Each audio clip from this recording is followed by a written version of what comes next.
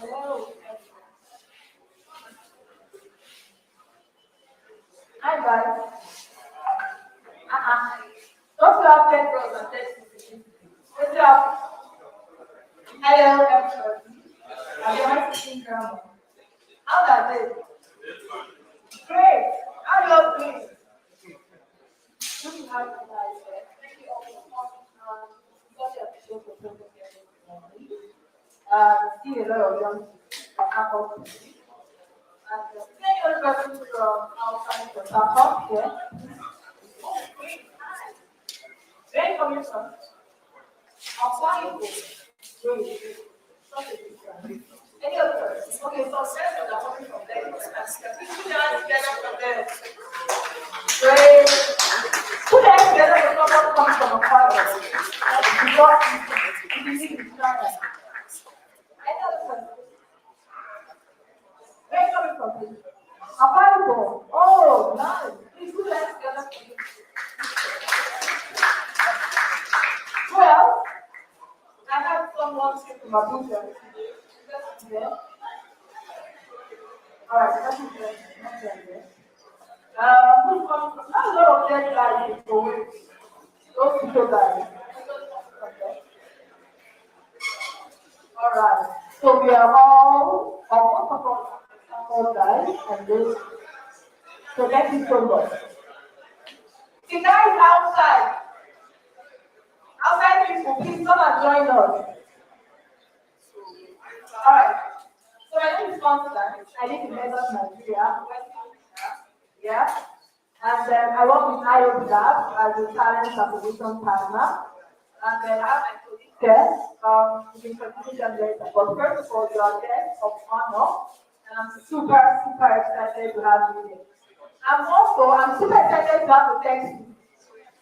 Text is that I have a year. What do you have to? You guys don't hold my hand like this. Sexy. Thank you. Hello. Don't say that. Great. Nice to meet you. And I have another sexy there. Hi. What do you do? Please come up. Come and tell us about yourself. Yeah? I think the next one is going to get over. Please, very cool. Great. I love that. Put your hands together for her.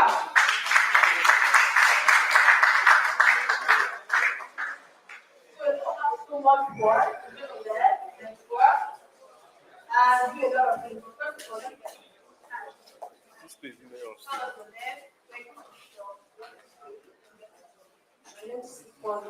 Sorry, can you hear her? No. Yeah, My name is Sifon Udo. I live here from Akwa. I'm a community moderator and manager for NSO. Looking for put hands together for her. Hello. Hi. Just please, are you home? You said you don't get help before. I'm going to get help now. No, you are going to help me. Yes. Come on. Put hands together for me.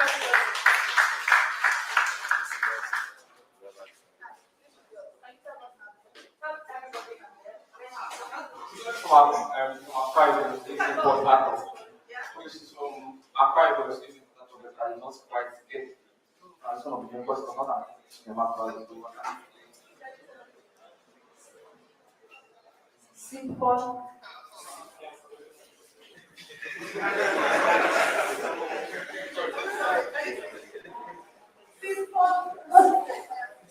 Fun like fun. Thank you so much. So let's go to these questions. We have some text here. Text please, can you come up? Sorry, not to jealous. I'm doing a lot of the text because they're not. But I'll come to tech bro. You know that? So let's see. Hello. Please. Hi. Can you come down? So, we are going to let. Okay, I'm going to do this. Please come. Put your hands together for her. The champion this morning. Yeah.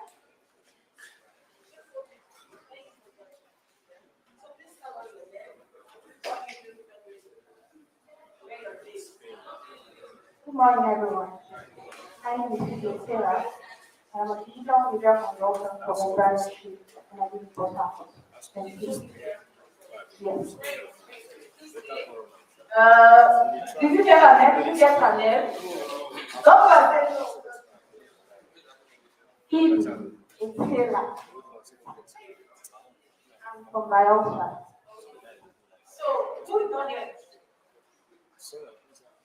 Who is not here? Who here? What now? Who here?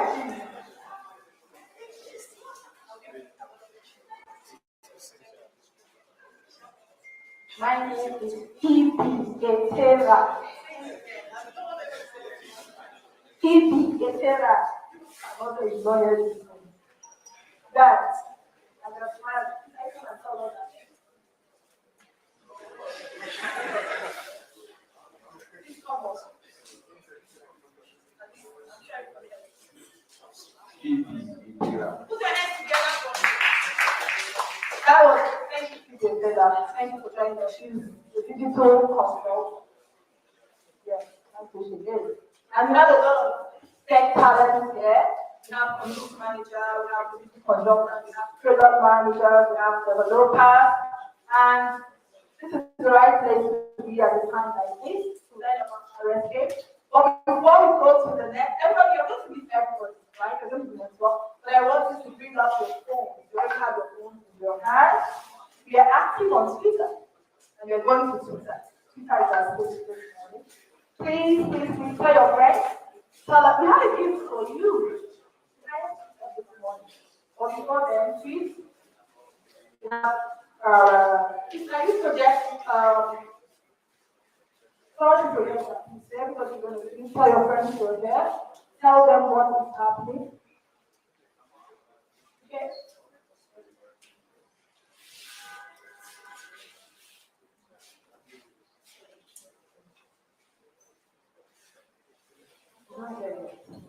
Okay, so we're going to bring it out soon. Okay?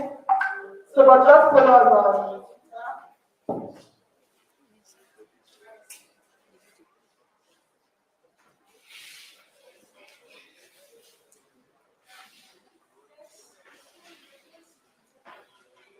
We're going to do this in a few minutes, okay? Alright, guys.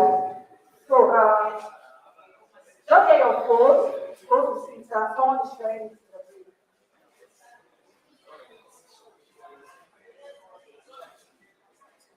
Alright. So the next one.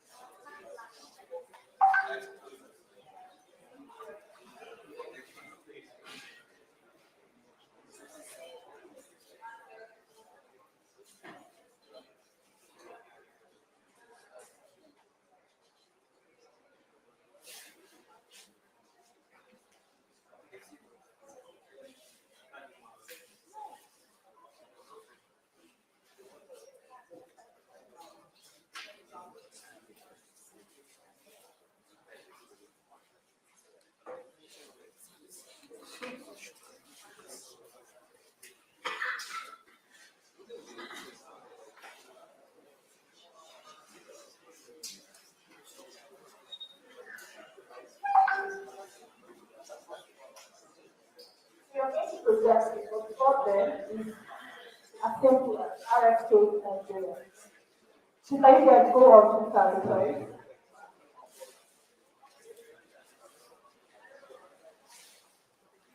Anyone?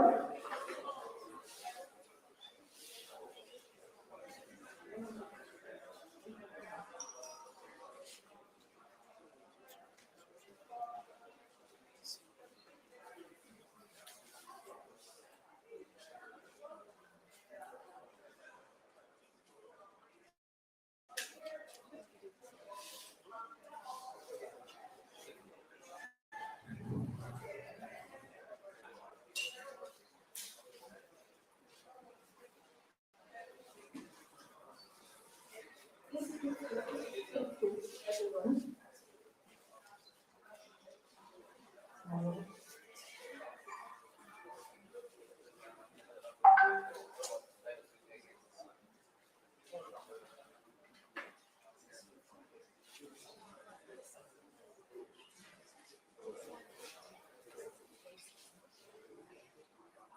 Please, anybody speaking?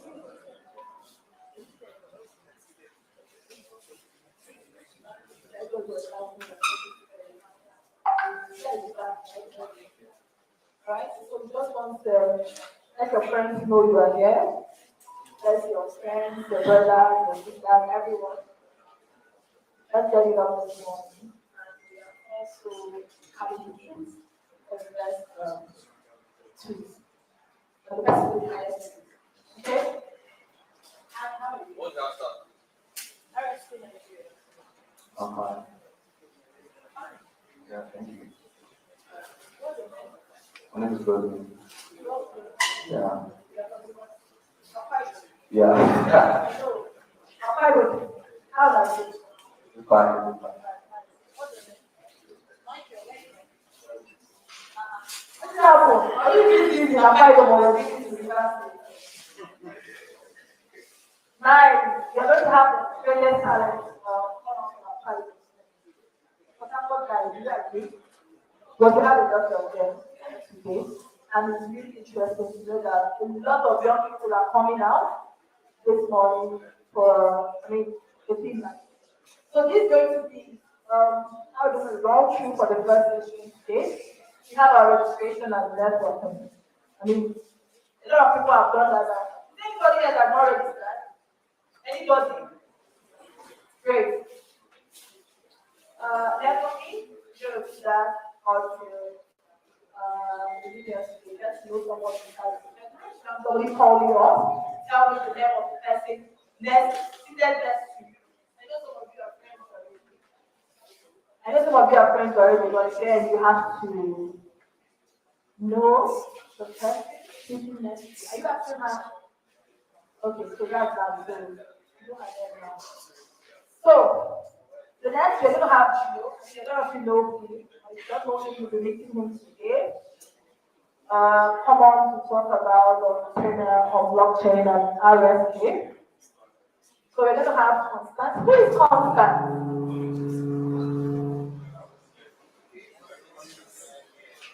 I am Constance. Thank you. So we have Chita will be coming up to talk about RSK and technical overview. And we have Onyeka. Onyeka will come up to and talk about the lab, obtain a blockchain domain name with brief next steps. And we have Kelvin. Now we talk about how to deploy and verify smart contracts on RSK, and our own feedback, we talk also on the part of the winners. So, who like to eat? Oh yeah. Alright, you too. Nice. We don't have this too. So we're going to have Joy. Joy will come up and talk about integrating blockchain for social impact. We're going to have Peter. Peter is going to talk about decentralization necessary, exploring the intersection between blockchain and community. We have a lot to learn. Great.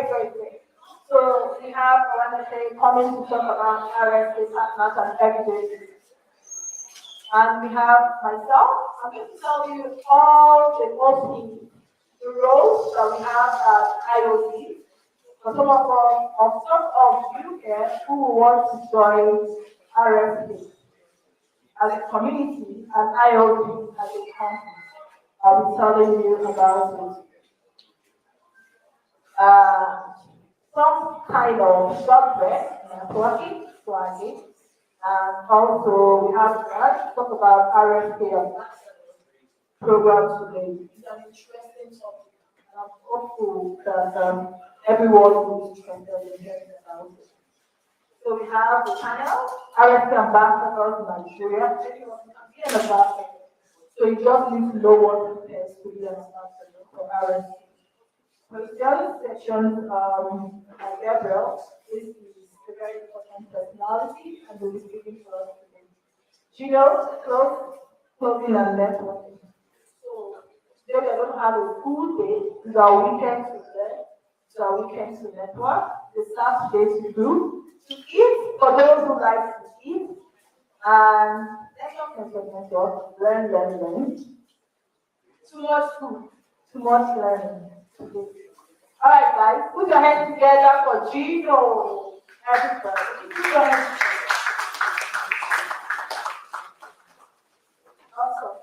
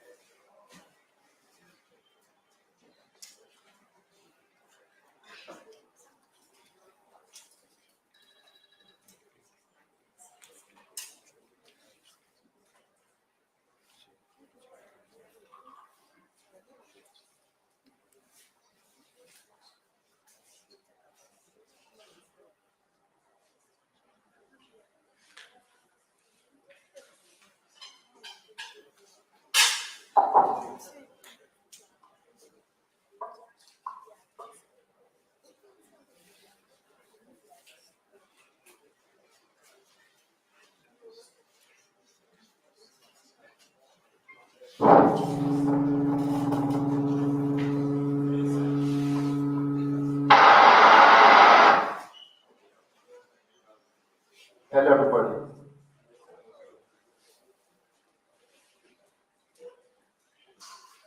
Good morning. I'm very excited to be here. So I have someone helping to set up my slide, and it's going to be an amazing day. Okay, I want to say a very big thank you to everybody for making it to this event. Yeah, so a lot of you might know me. I'm a Port Harcourt boy, okay, but I recently relocated outside Port Harcourt. So it's very exciting for me to come back to Port Harcourt and connect with you people through this event.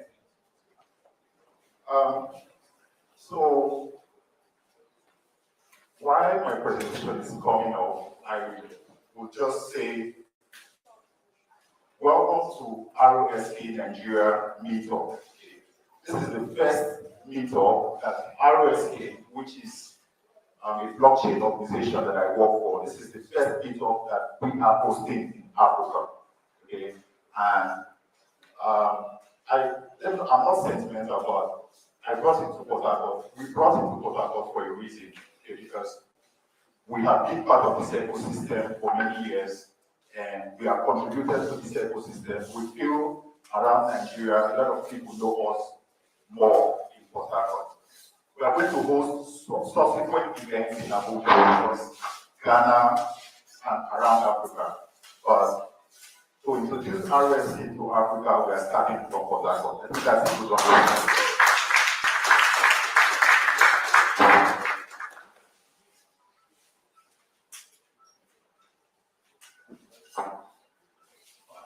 My presentation is still coming up. Yeah, but I'm going to give you a presentation. The title of the presentation is called Primer on Blockchain and RSK.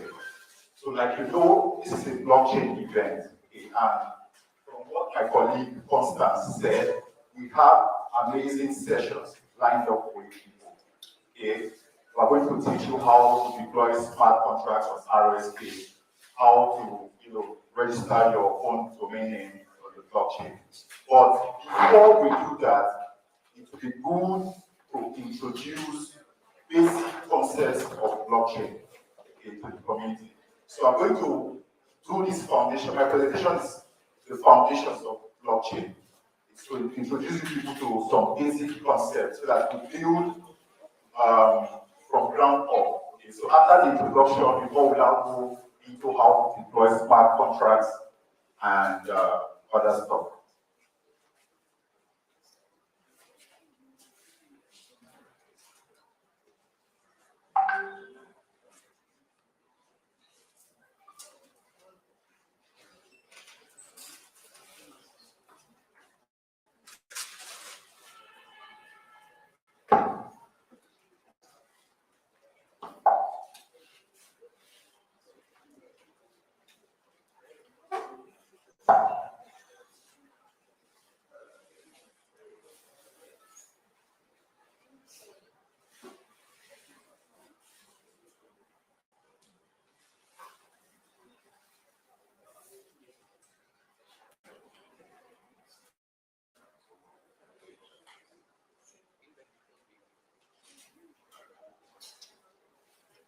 Yes, so let's do this. Sorry for that. My name is Gino Samon, like I said.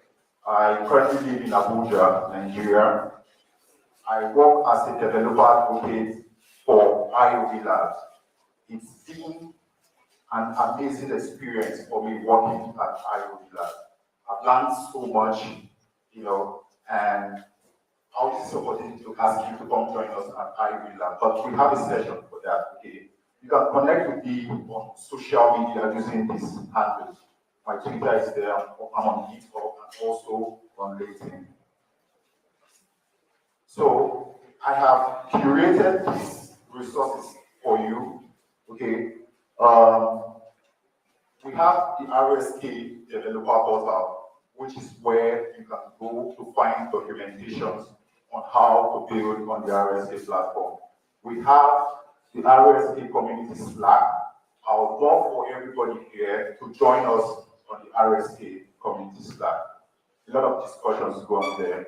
We have the RSK Research Forum. The Research Forum is where if you have ideas to contribute to the RSK blockchain, you can go on the Research Forum to make your contributions.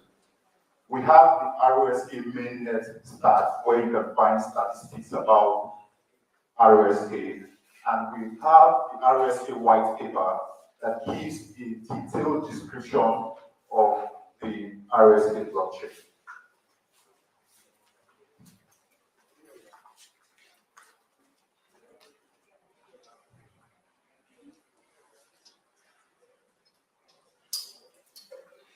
So, a primer on blockchain.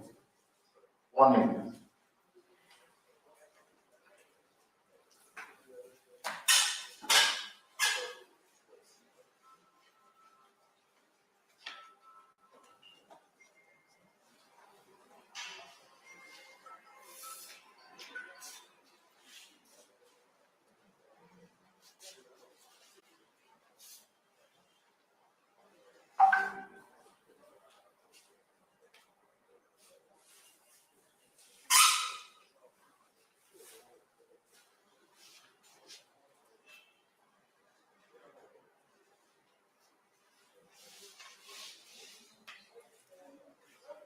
sorry about that. It's crazy. I'm trying to work, control this and all.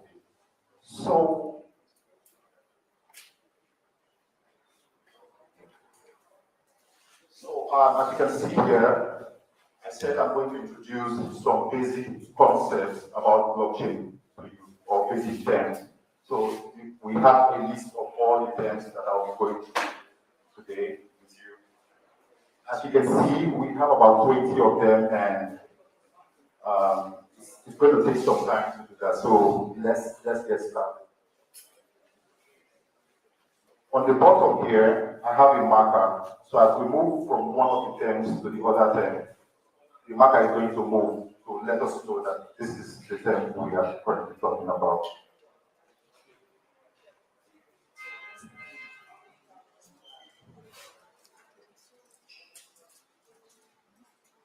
So the first term that I will define for you today is called distributed ledger technology.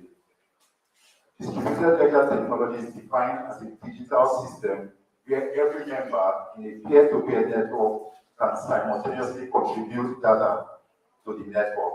Okay.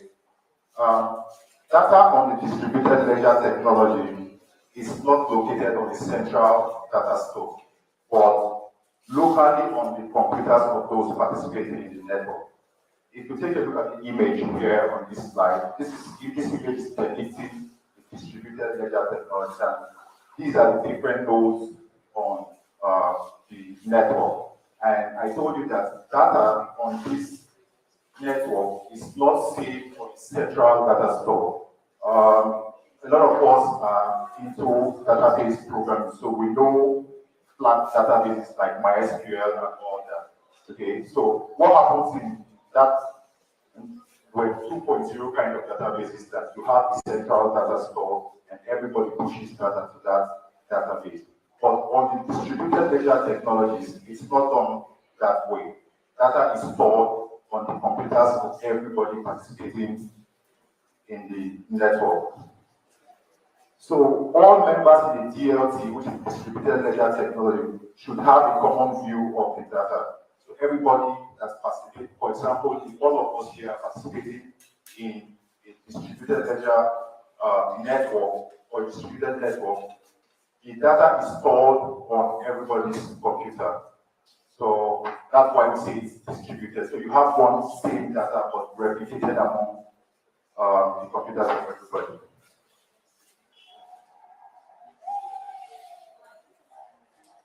Yeah, so the next term I will define for you today is blockchain. Blockchain is like a buzzword today. Signify by raising of your hands if you've heard this term before, blockchain. Nice. So we know about blockchain. Remember, we are building the foundations before we talk about RSK. I'm just trying to explain some technical terms to you so that when we start talking about RSK and all that, you have more understanding.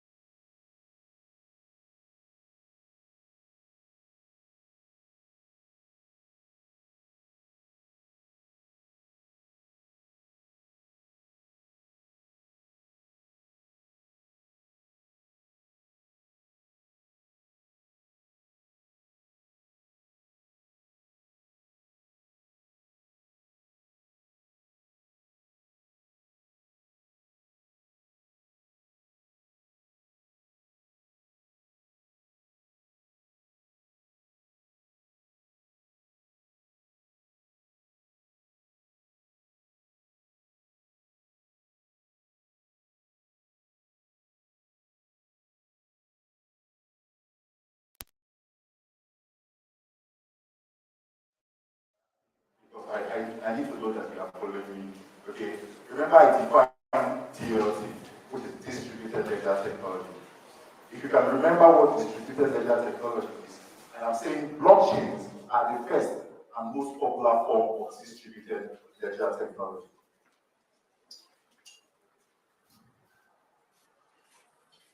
So the next term I will define for you is called block. A block in a blockchain is a collection of transactions. Remember in the previous slide, I showed you 3 blocks that are chained together. Now I want to define each of those blocks. I'm saying a block in a blockchain is a collection of transactions. So this is one block, this is another block, this is another block. So this block is what I'm defining, and I'm saying it's a collection of transactions. So by way of analogy, you may think of it as a page of a ledger. If you have your record book, you have your notebook, you can think of one of the page as a block. Okay. A block is the permanent store of records, which once written cannot be altered or removed. That's another interesting thing about the blockchain. Okay. If you are used to MySQL and those other databases, we can perform 4 operations. We call them fraud operations, right? Come on, you are the database guys. Fraud. You can perform fraud operations. Who can tell me what the fraud means? Fraud creates, read, update, delete. Now, one interesting thing about the blockchain is that 2 of those operations work on the blockchain, not the 4 of them. So it means you cannot update and you cannot delete, because a block is a permanent store of records. Once written, it cannot be altered. I like this about the blockchain. Each block is uniquely identified. They have an identifier called the hash, right? So every block has a unique identifier called the hash, and that is how they are linked to each other. So, for example, here, the hash, I said every block has a unique identifier, which is the hash. So this has a hash, this has a hash. But one interesting thing is that this block is going to contain the hash of the previous block. So if you go into this block, you are going to find the hash. This is the hash of this block. You are going to find it here. Then for this one, it's also going to contain the hash of the previous block. That's how they are linked together. So if you have 1,000 blocks making up the blockchain, each of them have a unique identifier. This one is like block 2 will contain the hash of block 1, which means it knows about block 1. Block 3 will contain the hash of block 2, which means it knows about the hash of block 2. In terms of data structure, this is just like singly linked list, like people who do data structure already. You know about singly linked list, how they are linked together with their hashes. But for the blockchain, hashes link the blocks, but in singly linked list, and we use pointers to link.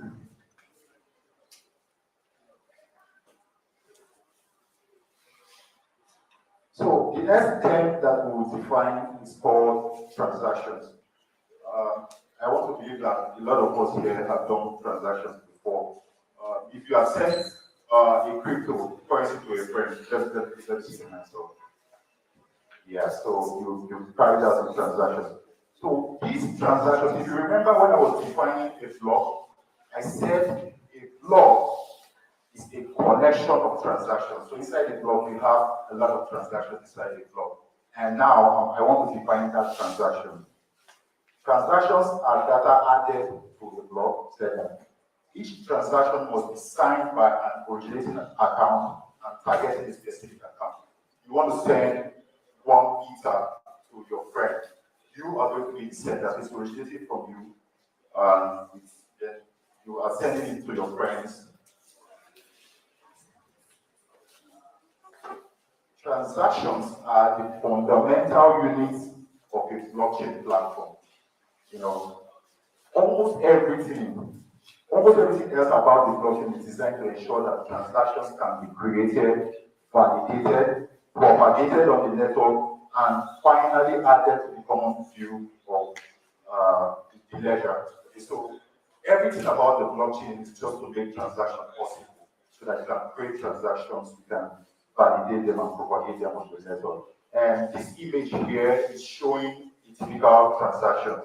I think I have a slide where we will look at some types of transactions, but a transaction contains all these fields. We have the index, we have the from, which is you that is sending that token or cryptocurrency to some other person. Then it has the from, to, type, status, nonce. It has different fields, okay? I hope you guys can put it. So, thank you.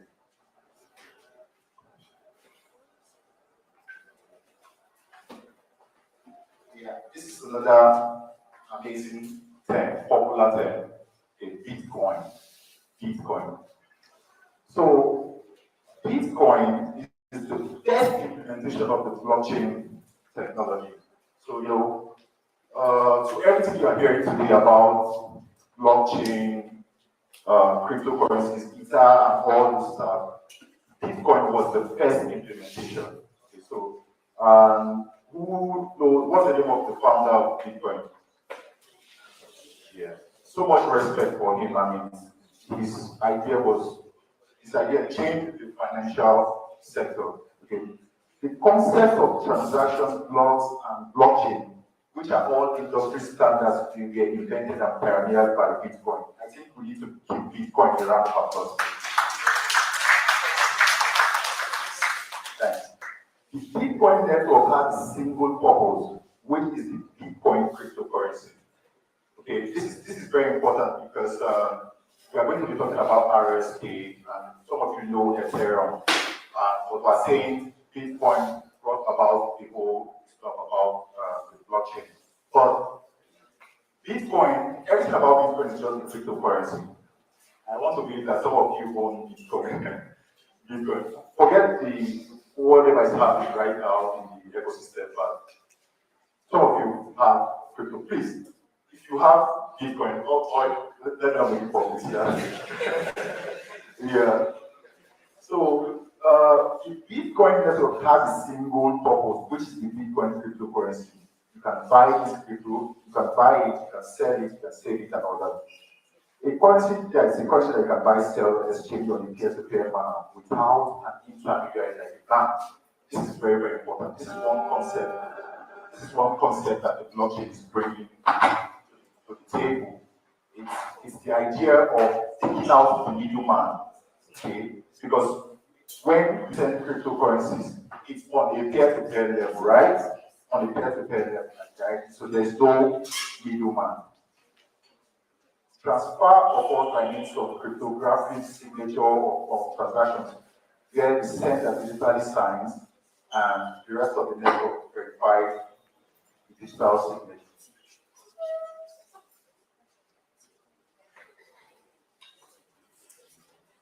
Yeah, so the next term, I've defined a couple of them. I hope you guys are understanding these terms. Okay, but I encourage you to do your own research.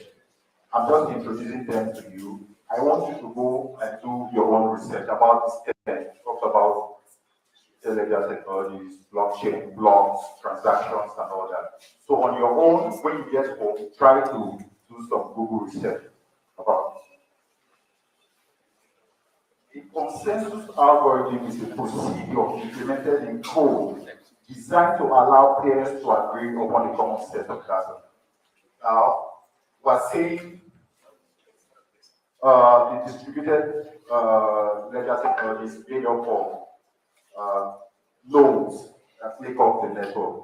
Now, sometimes you might want to ask yourself, how do they reach an agreement? Like, how do they come to an agreement? Okay, so what I'm trying to say is that the consensus algorithm is what helps every member in the network to reach an agreement, to come to a consensus. All the pair nodes in a blockchain network run the same code. The code contains rules that allow nodes to reach an agreement about some data. In the case of blockchain, consensus is needed to agree.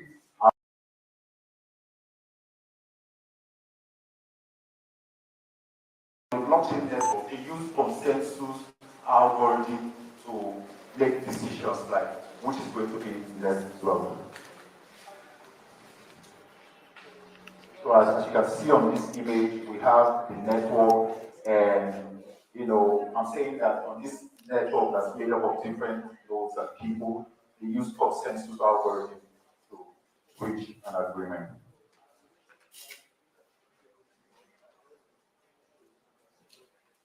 So in blockchain, we just talked about consensus algorithms. Now there are different consensus algorithms out there. And the first one I'll be introducing to you is called proof of work consensus algorithm. In blockchain, proof of work, or we call it POW, is the most common consensus algorithm that's used out there. Okay, this is important proof of work because we are going to tell you about RSK, and RSK uses the proof of work consensus algorithm. That's why this is important. So what happens in the proof of work is that multiple miners compete to be the first to add the next block. Now, I just mentioned one other interesting term, which is miners. I believe I will get to that point where I will explain them. But miners compete against each other to be the first to create the next block. Okay, so validating transactions and assembling them into a block is computationally cheap. So to decide who gets to be first, an artificial difficulty level is introduced, which requires heavy computation. So we have group of miners, like I see this image here, like these are the people who verify transactions on the blockchain. They are very important. So what happens is that everybody's going to compete, like who's going to be the first to verify. So what they do is that they introduce a mathematical problem, okay, an artificial one, and these miners compete with each other to solve that problem. Then whoever solves the problem best, is the person that will decide the next block. And when you are doing that, if you do that, you get rewarded with cryptocurrency. The best miner to do so is associated with cryptocurrency.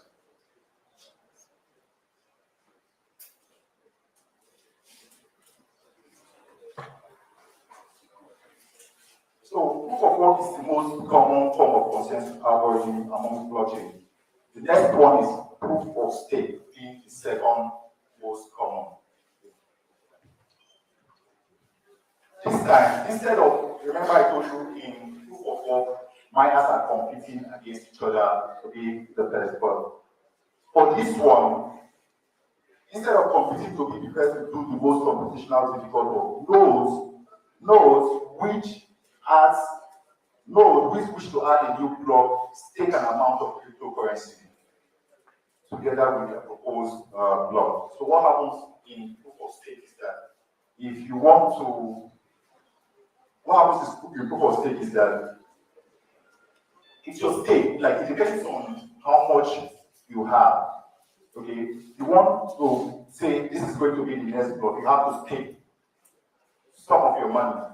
Okay, and now one interesting thing is that if your stake succeeds, you get rewarded. But if you do not succeed, you lose that money that you have staked. I don't know if I'm making sense. Doesn't make sense.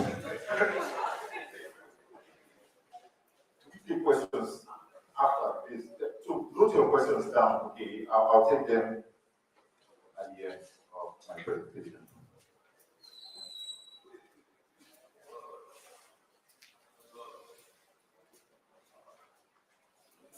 So Bitcoin, do you know which consensus algorithm Bitcoin uses? Proof of work, right? Yeah, RSK uses proof of work too. Which other blockchain platform uses proof of stake?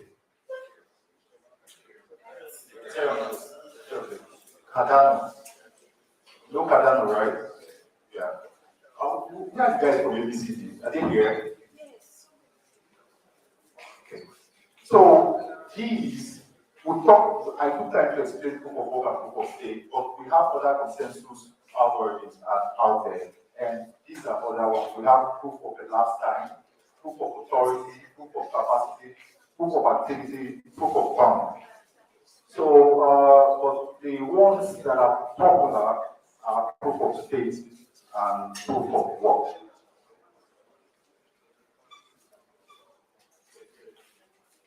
Smart contracts platforms, the next step. So we're going to have a session where one of our speakers will be talking about smart contracts and how you can deploy smart contracts on the RSK platform. If you want to be a developer, like a blockchain developer, smart contracts is something that you'll be doing a lot. Smart contracts are programs stored on the blockchain and they contain both code and data storage. These programs run when predetermined conditions are met. They do so autonomously and in a deterministic manner. So, first, they are used to automate the execution of agreements so that all participants can be immediately certain of the outcome. So, in traditional way, for example, you want to buy a property, a landed property or something. You know, it involves a lot of documentation, it involves third parties and your lawyers and all these guys. So it makes that process like difficult. But smart contracts is a program that you can use to automate all those processes so that everybody that's part of the agreement is certain of the outcome. It's done automatically.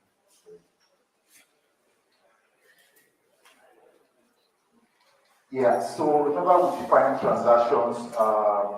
So these are some common transactions that we have. I have 5 minutes, so maybe I have to start rushing. So not all transactions are same, and you can achieve different things using different transaction types. You can see several common categories of transactions. So we have cryptocurrency transfer transactions, point-based transactions, smart contract deployment transactions, smart contract interaction transactions, token transfer transactions. So let's see if we can look at them in detail. So cryptocurrency transfer, blockchain transactions are messages like email, which are digitally signed using cryptography and sent to the blockchain network for verification. Transactions refer to an action initiated by an externally owned account. In other words, an account managed by a human being. A lot of us have done these transactions where we send cryptocurrencies to friends and family. Next transaction is point-based transaction. So this is the first transaction in a block. It's a unique type of Bitcoin transaction that can be created by miners. So these kind of transactions are used by miners. They are created by miners, and miners use it to collect the block reward. I told you that as miners, when you compete and you are the one who validates or posts the next block, you get rewarded. So they use point-based transactions for that.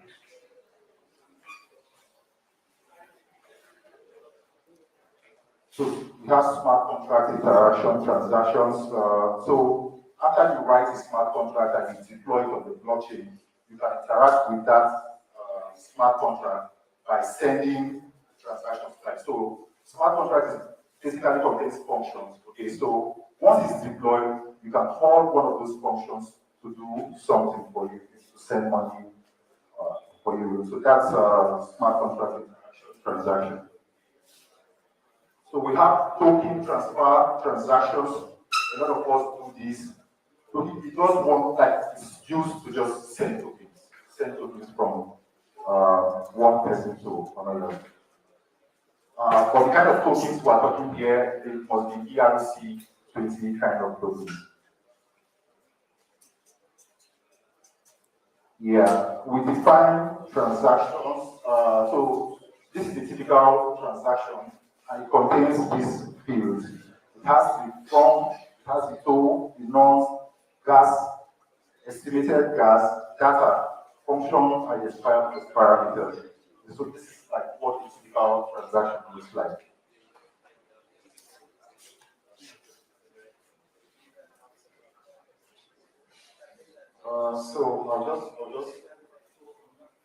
I've doing this presentation before, and the video is on YouTube. Okay, so if you want to, because I don't have time anymore, and I need to. So, but if you want a detailed explanation of this presentation, you can. I'll share them with you. It's on YouTube. You search the primer on blockchain delivered by Gino Salmon. You're going to see it. So I'll just stop here for now. Thank you very much. Okay. I'll just briefly take one question. Then if you have other questions about my presentation, you can just meet me outside and we can talk about it. So one question, please.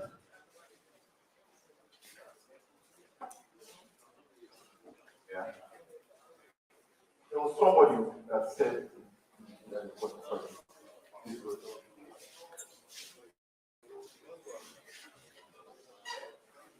okay, so if no question, I'd like to hand it over to our MC. Thank you very much for having me. Thank you so much, that was a great session. But no question at all. Yeah, like no questions. I hope you guys will like, follow me.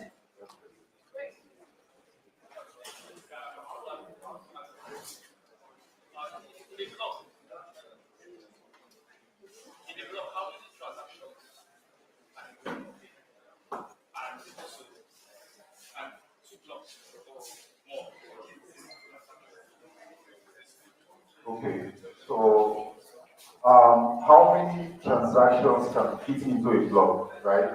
And if two blocks can contain the same transaction, so no. For the second question, let me just take that one first. Every block contains its own transaction, so you can't have two blocks having same transaction. Then for the number of transactions that can fit into a block, I think it varies from one blockchain to another, right? Yeah, I don't know for Ethereum or this, but yeah, so but just so that different blockchains have numbers of transactions that can fit into a particular block.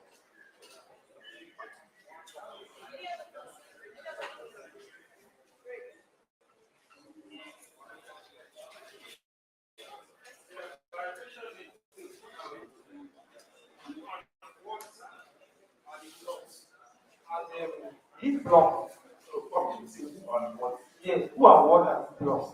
Because talk about the blocks, they talk about transactions that go to the block. What are the blocks? Who are the blocks? That's the question. Then my second one is, these blocks are they like storage? Are they storage? Or I want to understand how the framework of this block. Yeah, what are blocks? And blocks and storage. Yes, yes. So blocks. Remember when we defined distributed ledger technology, we said it's a digital ledger or database. Okay, so yes, a block is a story. Like if I show you, it's like a cube form. Okay, it's storage. But so we put transactions inside those blocks. Okay, you can't just have an empty block. Okay, so but just know that it's like we don't.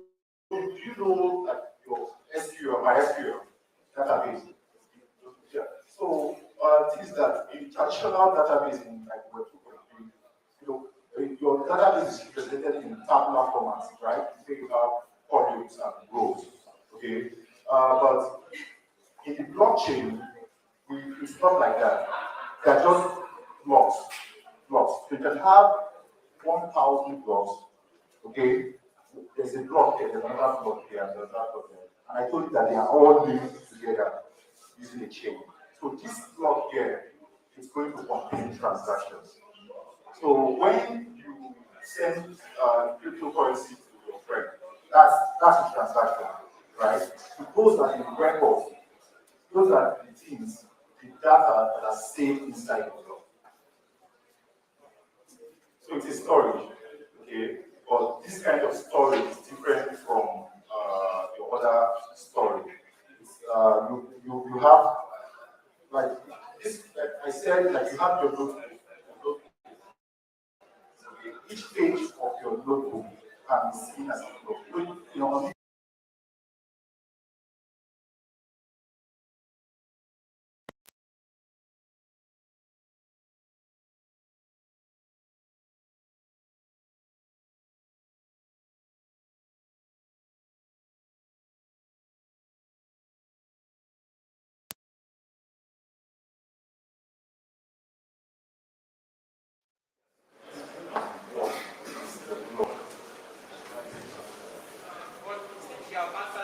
yeah, it's just a story. It's just a story. Kind of different kind of story. Yeah. Thank you.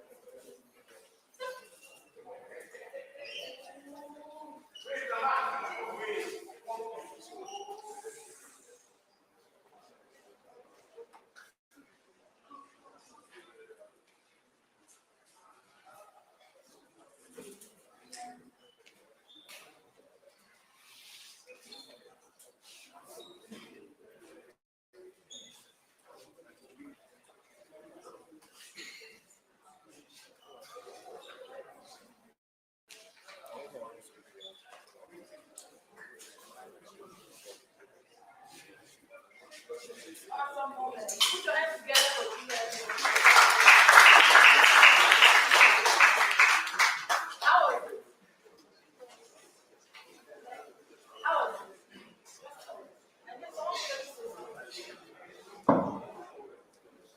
Was it great? Awesome. Thank you all for listening. Next, sound. All right. So the next one we have Cheta. Cheta will be talking to us about something very, very interesting. And I'm hoping that we're going to learn more, just like I just learned from the last session. So it's going to be interactive. If you want to write, you can write. If you have a question, you can ask the question as well. All right, put your hands together for Cheta.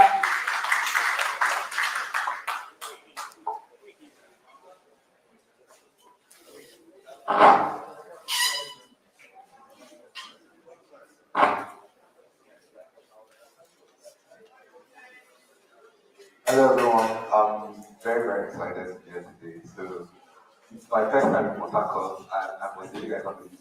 So keep it up for yourself. And also my first time doing a technical talk and I would like to leave after this moment. So please don't put yourself in there.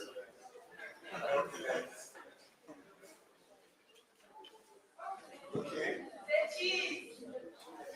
Alright, 1, 2, cheese. I'm not in yourself. Alright.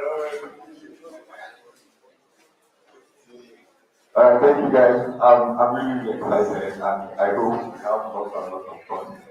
So I'm talking on introduction to RSK and my name is Madhwab Sugetam. I'm Igbo, so if you can't pronounce it, don't worry, just call me Cheta. That's pretty easy, right? Yeah, so my name, just call me Cheta. and I'm a software engineer at IoT Labs, and I want to introduce RSK to us. So, Gino already mentioned that we have several blockchain projects. Bitcoin and Ethereum are the most popular ones. RSK is another blockchain technology, and we are here because of RSK today. So, Bitcoin basically was what made cryptocurrency and blockchain very popular, right? It basically paved the way.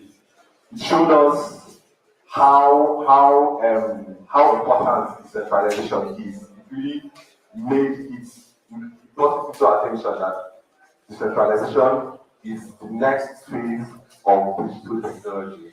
And Ethereum came along, and like Gino mentioned, Bitcoin was just about cryptocurrency, right? And how many of us know about Ethereum and Bitcoin? I mean, all of us should. And is anybody familiar with RSK?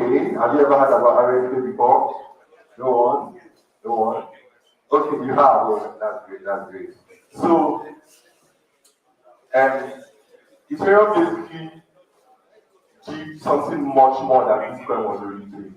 So what Ethereum did was, it said, the blockchain is not just about cryptocurrency. Do you get it? That with blockchain technology, you can do a lot more things. We can build social networks on blockchain. We can build financial applications on blockchain. We can build, NFTs are popular now, right? And basically, that's what Ethereum does.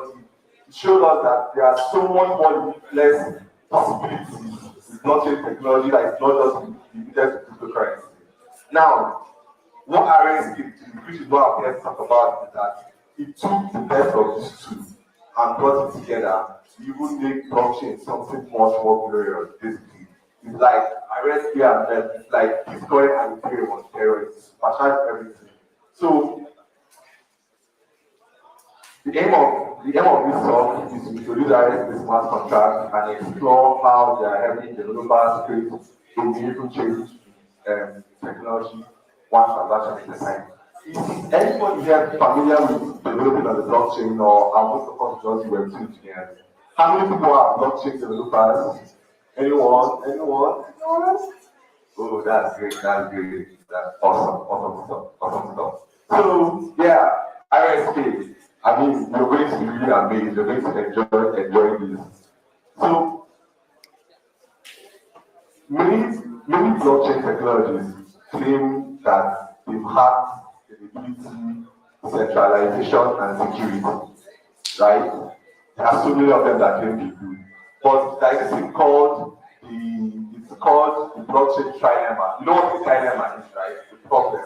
So in blockchain, we call it the trilemma. It means that if your it basically means that if your blockchain project or technology is secure and decentralized, it's probably not scalable. Scalable in the sense that it needs to be very fast, right?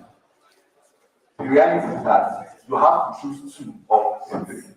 You really cannot get three of them. So if it's scalable, then it might not actually be decentralized. And the whole point of blockchain is decentralization. You get it, right? Okay. That's the whole point of blockchain. So I always came along and like, we can solve this problem actually. That's the whole point of what we're trying to solve, which is why I said it took the best of both worlds. It took Bitcoin because Bitcoin is the most secure cryptocurrency is out there. I mean, I'm sure you guys everyone here is hearing about hacks in many coins and exchanges and all those stuff, right? But you've never heard anything about Bitcoin, right? Have you? Has anybody had any security issue with Bitcoin? Exactly. It's almost like, I mean, they say nothing is ever secure, right? But Bitcoin is actually quite secure. So what RSK did was, it's a basic, on the surface of it, is like a side chain to the main Bitcoin network. So basically, it mirrors the Bitcoin network. It has systems of work consensus are very deep, meaning that like basically 50% of mining activities are happening on the main block are basically mirrored on the RSK, on the RSK network. And like I said, it also enables smart contract on Bitcoin because it takes from Ethereum too. and basically now says, since Bitcoin is secure, and Ethereum extends what we can do with smart contracts or with the blockchain, then this is just the best of both worlds. So the way RSK is connected to the Bitcoin blockchain is what we call a two-way peg. A two-way peg is just very simple. It means that for you to interact on the RSK blockchain, we will have what is called smart Bitcoin. So that means if you have one Bitcoin on the main Bitcoin blockchain, you have an equivalent Bitcoin on the RSK blockchain, but it's called, then you use RBTC to differentiate the RSK Bitcoin and the main Bitcoin. And it's very simple to actually get it. So you just send your Bitcoin to a special address and get the equivalent to the RSK. And then two-way in the sense that you can also get your Bitcoin back. So like you're not using your Bitcoin.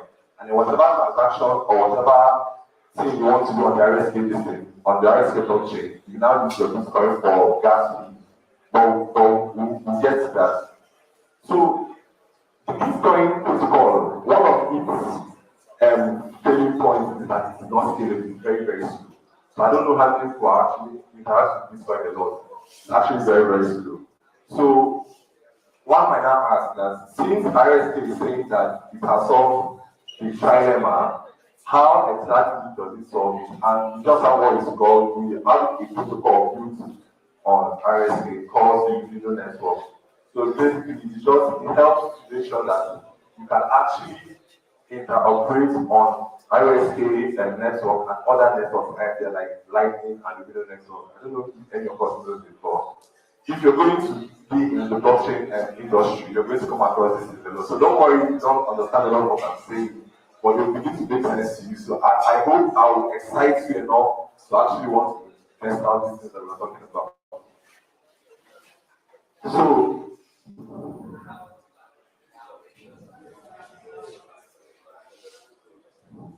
alright, so what's different about RSK smart contracts? Like I said, it's the most secure, arguably the most secure smart contract platform in the world right now.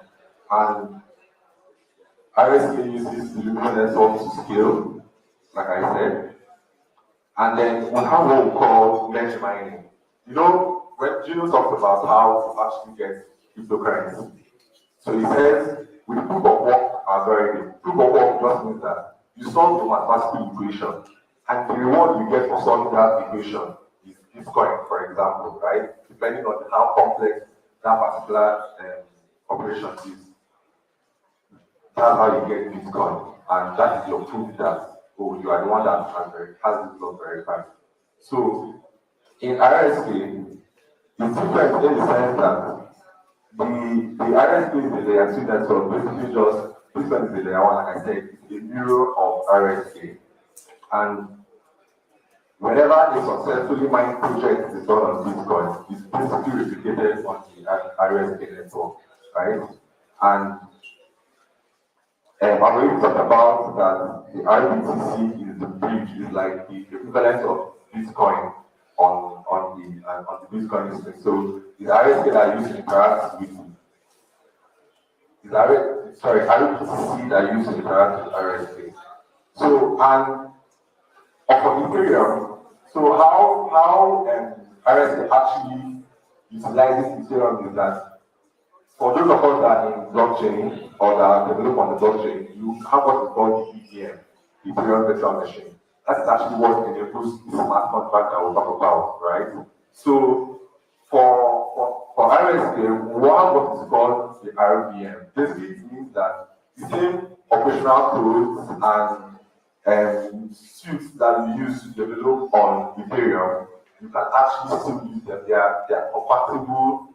They are compatible on RSK. So that means that if you know Ethereum already, if you have Ethereum smart contracts already, you can actually deploy them on the RSK network because both of them use the same protocols under the hood. And then this RPC here just basically talks about things like protocols, remote procedural calls and APIs basically that expose that can interact with Ethereum. Like I said, if whatever you can do on Ethereum system, you can also do it on RSK. So we have what we call RIP. Because I'm talking about how amazing RSK is. RSK is not just IOB actually just create RSK. They also created what we call RIP. The full meaning of RIP is RSK Infrastructure Framework. So basically, what we did here was we kind of know that apart from just being able to write smart contracts, there are many other things that you need to talk about, like things like payments, storage, communications, gateway services, and marketplace. So we kind of created a suite of all of these things, so that when you want to develop on the RSK blockchain, you don't have to reinvent a lot of things, right? If you need a payment infrastructure, you have it. If you need a communication infrastructure, you have it. If you need a marketplace, you just build on all these things, and the ecosystem is rich in that regard. So what can RSK smart contracts be used for? Now, I decided that instead of just saying buzzwords, right, I'm going to just talk about where it's already being used. And in Latin America, that's South America, you have countries like Argentina, Uruguay, and all that, where ACM are from. Yeah. So you have Engas, it's an Argentine energy corporation. They're already using RSK, basically automates their entire end-to-end process from distribution to registration of users and installation. They are already using the blockchain. And in Colombia, the Banco Granita, they are using blockchain for micropayments and basically anything finance. And then many other DeFi platforms are already building on RSK to also give out the services that they are rendering. Now, I brought out this because the same problems that they are trying to solve over there are the same problems that we have here in Africa and in Nigeria. Meaning that for you now, that is probably has an idea about how you can make the power sector better in Nigeria or the financial sector better and more accessible for Nigerians, you can actually do that on the blockchain. And because the blockchain is a concept that many of us don't really understand, RSK has made a lot of these things easy for you to build on. So we are just looking for people that are excited enough to begin to build these technologies. And trust me, you're not going to regret it. It's something that's exciting, something that is enjoyable. Personally, I'm actually using RSK and it's been an amazing ride so far.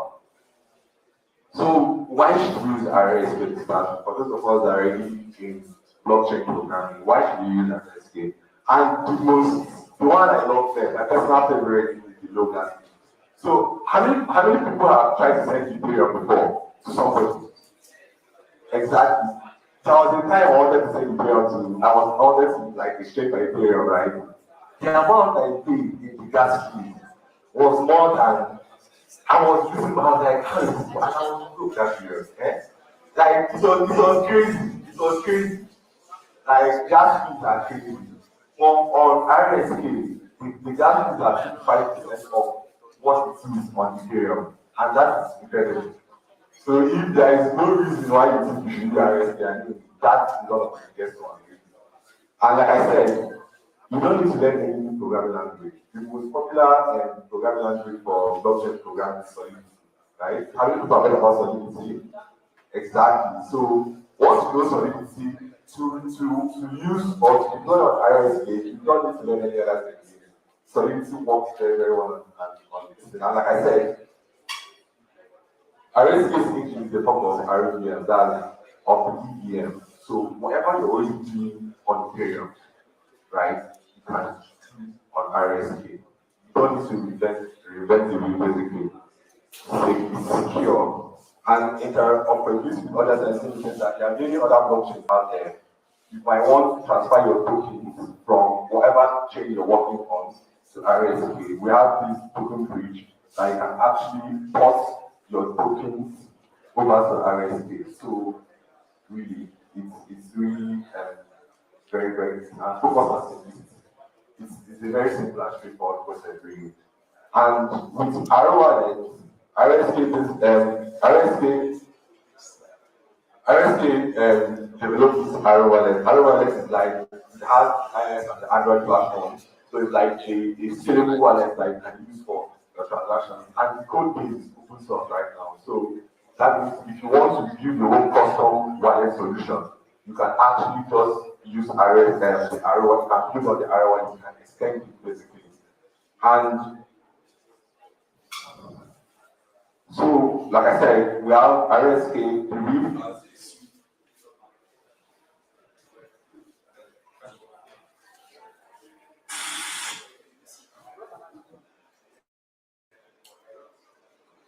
Can you guys hear me? So, please, we have a suite of apps and services that we have schedulers. I mean, I wish I'm trying to make it as less technical as possible. But I mean, those of us already together that know what I'm talking about challenges that you have on the blockchain. Some of the challenges that you already have to look at the blockchain. So we only need to make sure that those things are clear. You have scheduler, storage, and like, you have a real token too that is one of these that is like the factor token on like RSK, like, and like I said, you can actually port other tokens, your other tokens into RSK, right? Exactly. So, and I have some numbers here, right? So, anybody here that knows what hash rate means, basically means that the hash rate of hash rate is like the speed at which new blocks are created on the blockchain, right? So, ours is 50% of Bitcoin, so like it's very, very fast. And then for latency, in practice, or like in theory, Ethereum is faster. But because of the congestion on the Ethereum network, sometimes try to send Ethereum to other people. It actually takes time. I don't know if you've ever experienced that. Yeah. So because the network is very, very congested. But so in theory, Ethereum should be faster, but in practicality, because of the congestion on the Ethereum network, RSK is actually very, very much faster. Like I said, I mean, my personal favorite, it got 2 to 2.5% of Ethereum gas. So you can imagine. I mean, when I started developing the blockchain, I tried to install some apps on the testnet. The testnet is like a test. You know how you have, if you are developing the Web2, you have production and you have a stage environment where you just test what you are trying to do on the table, right? That's what the testnet is. So you use test points to deploy. When I was seeing the amount of gas fees that I even had to use for everything. Of course, they are not really much, but I could see it. And then when I switched over to RSK, it was almost zero, like it was nothing really. So it's a very big plus, especially for clients, right? So, and yeah, building on RSK is very, very easy. Like I said, install RSK, the basic tools you need, if it's your smart contract, compile it, and you deploy. I'm happy that we're going to have a session where one of my colleagues is going to walk you through how to deploy a smart contract on RSK. And I have lots and lots of resources. So one of the reasons why I really like the RSK network is the community. Once you join a Slack channel or ask any question, you're going to have people that are really ready to reply instantly. They already learned of tutorials on how to create your own tokens, how to deploy this on the blockchain. In fact, we even have an introductory course to Solidity that you can also use to get started. And if you know programming language already, it's actually very, very easy. So don't look at it as something that is so huge. It's not different from the JavaScript that you already know. You just learn the programming language, and in fact, Solidity is a mixture of text from JavaScript syntax. So many of us here, I'm sure, are familiar with JavaScript. So it's something that you can actually try today, like today. You can create a smart contract and deploy a smart contract today. And once you do that, like your best reward, they are automatically the blockchain developer. So I'm hoping that I'm going to have like 60% of the crowd here becoming blockchain developers. Say yay! so yeah, like I said, you can also reach out to me. This is my LinkedIn profile and on Twitter. So my Twitter is really It's fine. And reach out to me anytime, and I'll be sure to answer any questions you have. And so, yeah, thank you. These are our portal and Slack, open Slack channel, and I'm happy I'm here, and I'm very, very grateful that you all listen to me. So, a big thank you, and please give a round of applause. So, any questions for me?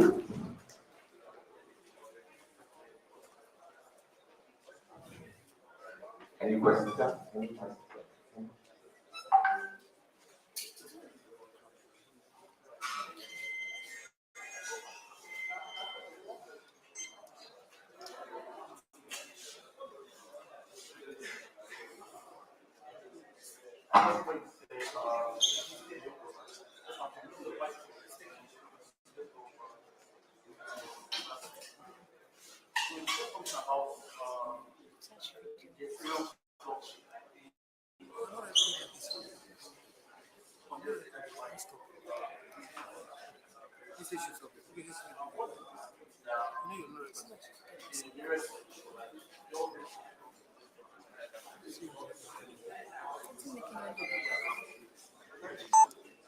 Okay, that's actually very powerful. I like it. So basically, what we did on RSK is to use a consulting design going to 2020. So I dropped a slide, sorry, the graph that I showed you the rate and all. Okay, no problem. But basically, what we did is that we're deploying several different networks on top of our own blockchain to ensure that the speed at which you transfer your token, text messages, or you even want to interact with other systems are fast. So it's never going to get to a point where that connection happens. But the reason why the connection happens on the same blockchain is because of their consensus are very basically, right? So you know if two is coming, which is supposed yeah, integral two. Oh, okay, it's coming, it's supposed to kind of like make it fast and all that aside. Because of contact protocols that is playing on RSK, never get to this.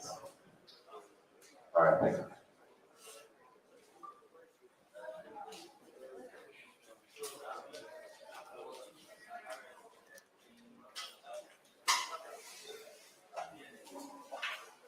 You're going to see when the next one comes to show. So going to see the gas user.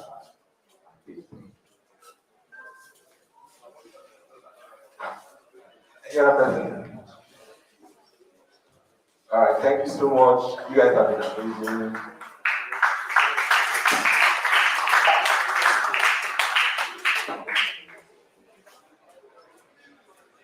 Thank you, everyone. Round about.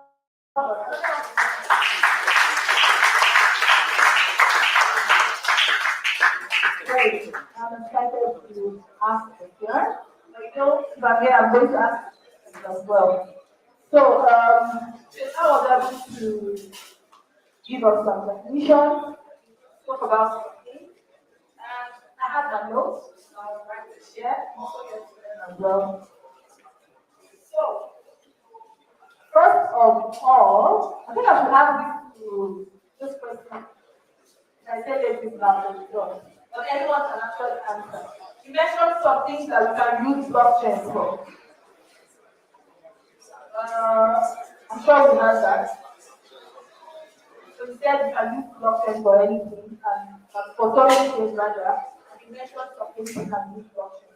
Anyone ready to answer that question? Anybody? Okay.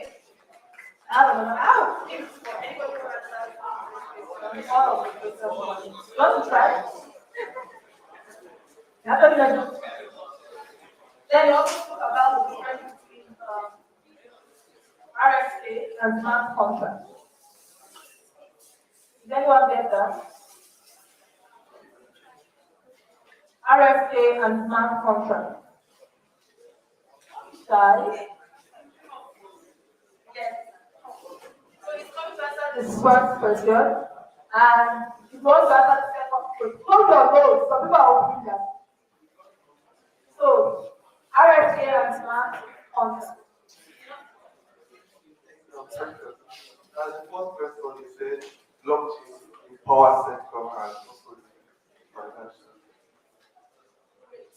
your hands together. Yeah, so the difference between RSK or that RSK and smart contract. Yes. RSK smart contract. Another. Alright, we have someone here. Please come up. Please don't have problems.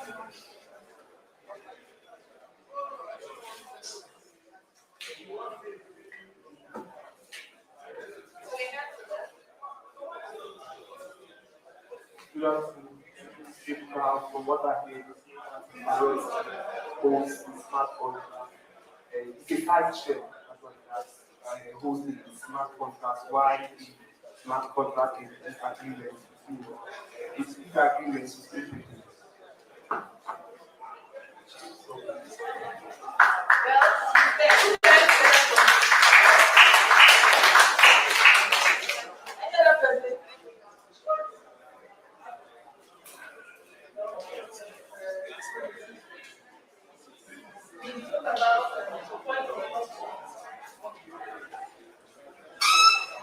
So this one should be simple.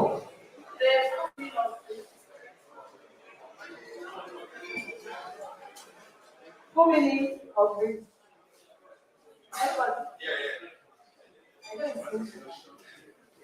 Alright. Who any lady raise hand? The full meaning of this RIS. Don't answer, right? Why would you answer? Anybody? You have answered before. Alright. Yeah, I have some stuff for you. Let's talk about that. Alright.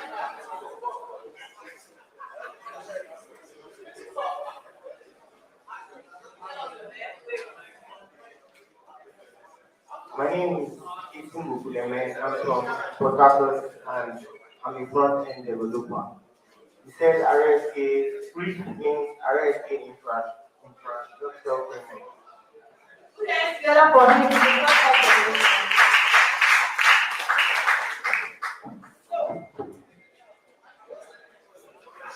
You also mentioned why we should use blockchain. Why we should use RSK.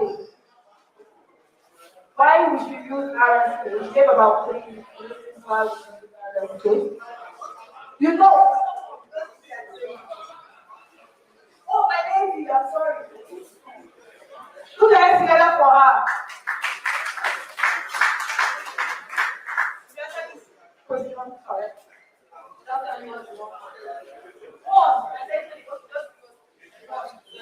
The one I used to join, and the one that still has to use was lower gas. Yeah, I'll never see you as a basic, but it's fine. Okay.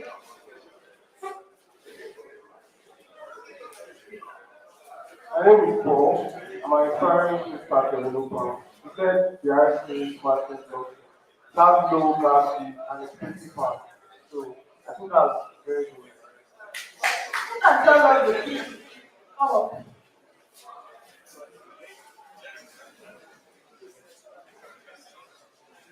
Is just I'm trying to make question with that. He said that RSK was able to solve the trial dilemma.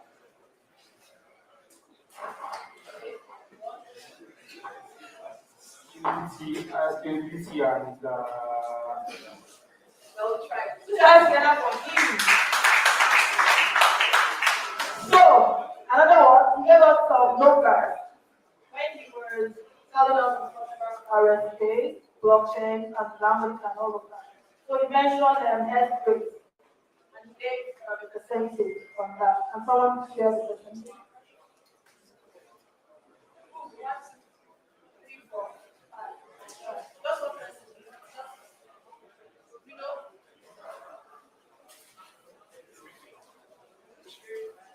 Good day, everyone.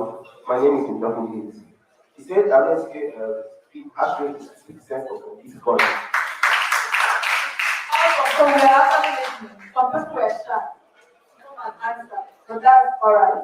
But just know that being in this community, you just have to learn as much as you can. The more you learn, the more you learn. You know what I mean? So you have to learn, pay attention. Some of these little things you don't know. I am a teacher. You don't know the kind of things you will ask. You will be asking. You will be asking. The other way around.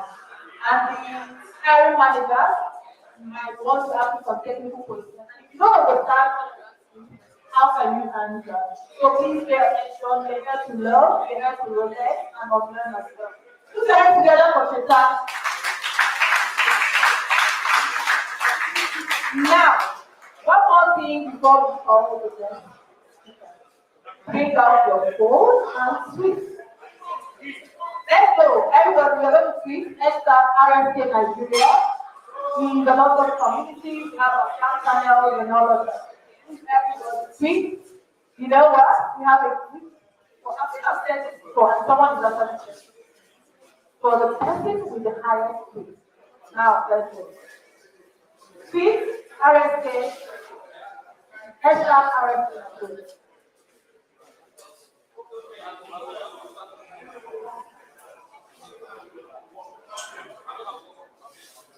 See?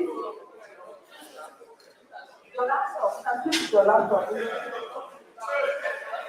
Switch. Yes, sir. Let yourself, see you up there. Tell your friends again. Help me. Live in for laptop.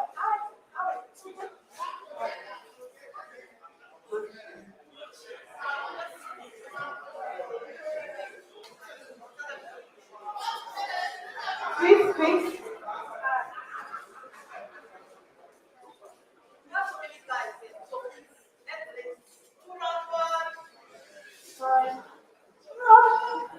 Yeah.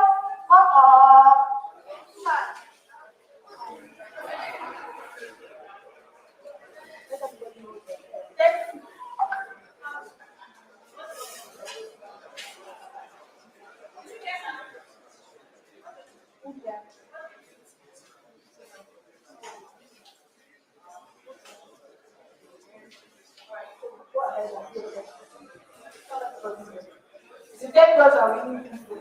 Not fair now. I always like to have higher front-end developer, back-end developer.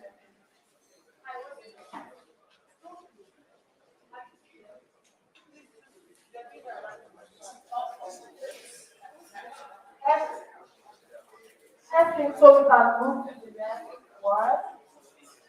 RSK Nigeria. Alright, you can see a lot of people like this, that's nice. Go ahead. You can see with your laptop, with your phone. You're on YouTube as well. You can follow us on Slack, all our communities that we do. I mean, beautiful people. Join us and let's your face shine. Show your face, show your face shine. Awesome. Have you seen that? Great. Community on the whole. What do you guys are thinking? Great. Put your hands together for yourself. Yeah.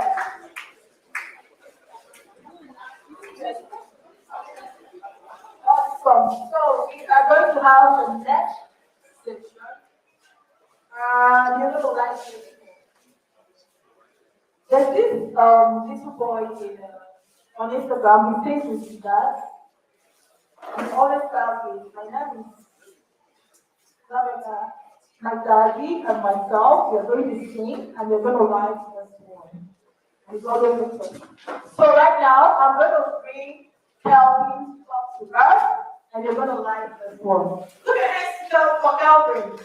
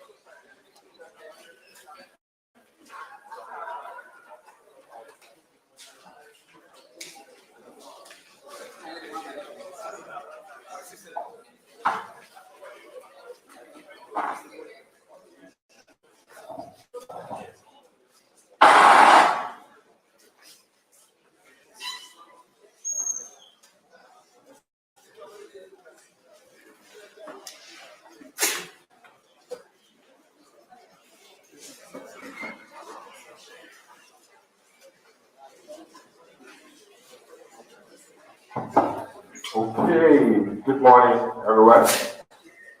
PHC, good morning.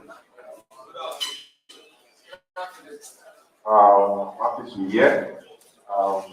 This is my first time in Port Harcourt, too. This is my first time in Port Harcourt, and when told me, okay, let's do this in Port Harcourt, I was like, why not Lagos? We have crowds in Lagos, we have people that will turn up. But like, no, I have people in Port Harcourt, and I'm skeptical about the age.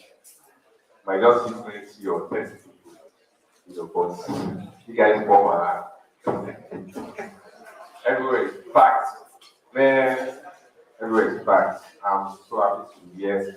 Give you guys, an applause. So this is a technical session. I'll be talking on deploying and verifying smart contracts on RSK. My name is Kelvin, by the way. Okay. Right. So my colleagues, we've all talked about RSK, and I just want to RSK is an open source platform. Open source in the sense that everybody can contribute to it. So our code base out there is a good skill and contribute to it. If there's anything you can be done to make the platform better, you can actually contribute to it. And it's Ethereum compatible. So if you have a smart contract with Ethereum, you can import it to our network because, like my colleague said, the charge is cheaper and faster. You can actually import it. And it is based on the Bitcoin network. The only thing we're doing on the Bitcoin network is we're using the security of the Bitcoin.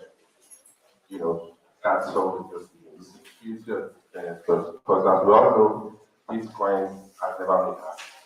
But you see all Ethereum, it keeps stopping their network, starting in, being online since 2016, and we've never had a downtime.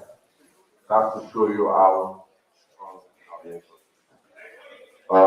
So, yeah, this is about me. This is not a picture, that was when I was far from me. So as you can see now, here and Saka, yeah, tracking it. So looking in IOB Labs.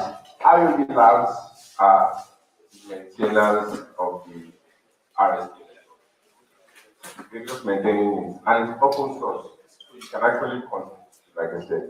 We are not the owners, we are not the custodian, we don't have the keys, the private keys to the network. We're just maintaining it. IOB Labs at maintenance, while RSK is the network. So that's my LinkedIn. Look at that. So why RSK? We talked about it very well. Why RSK? Because the native. So once you have one Bitcoin is equal to one RBCC. RBCC is the native currency. So in order to use our platform, you need the RB system. In order to deploy smart contracts, you need the RB system. In order to use the real infrastructure, you need RB system. So to get that RB system, once you have one Bitcoin, it's equal to one RB system. As we all know, Bitcoin is like the most expensive. Yeah. Apple just be faster, scalable, and compatible. So this is an overview of what we're doing.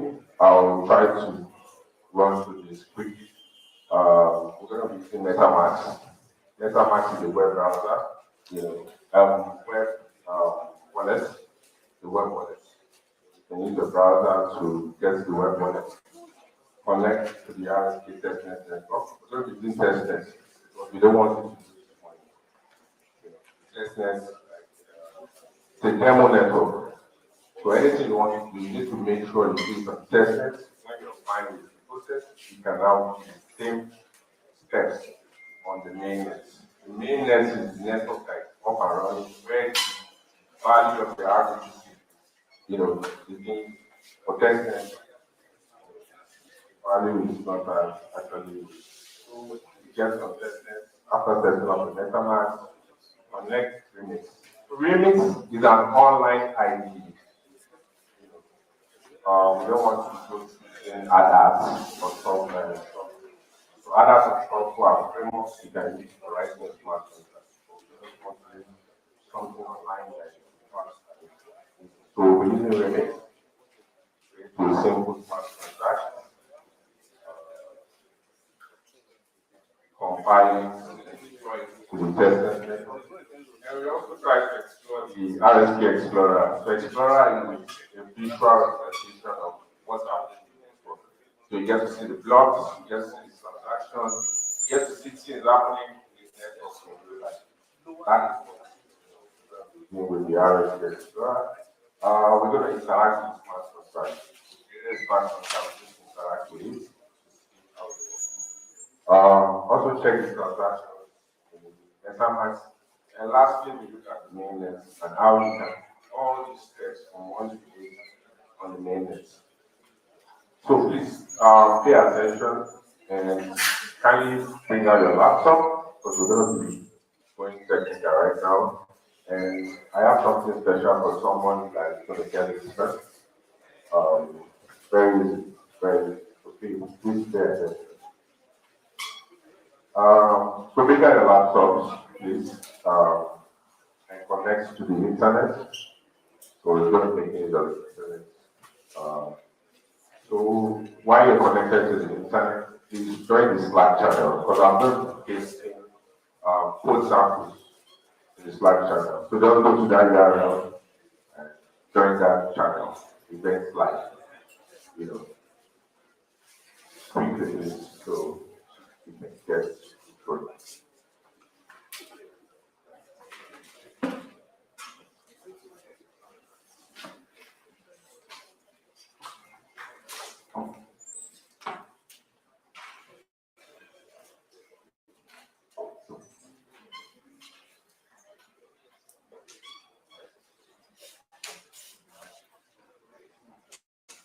If you're connected, please let me know.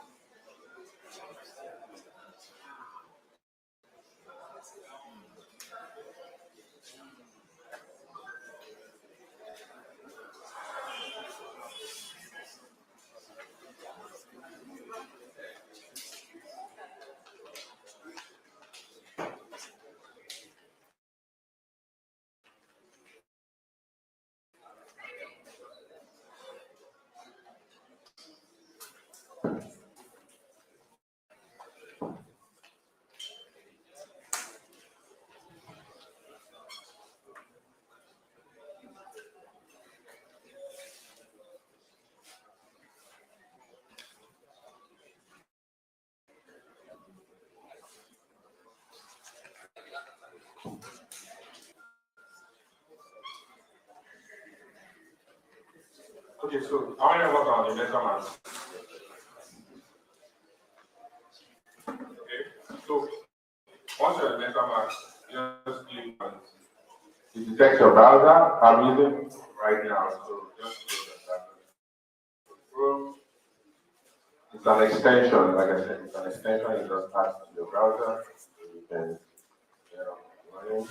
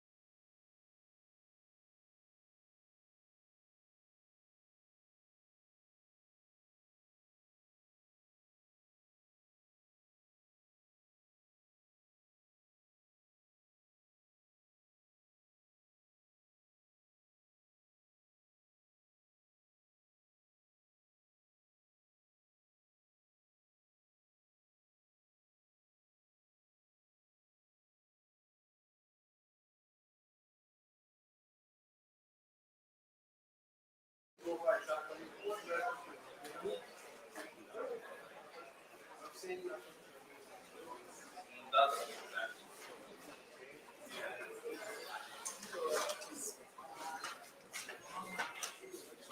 I'll create another domain for myself since no one can answer my question. And no one has a question for me either. Okay.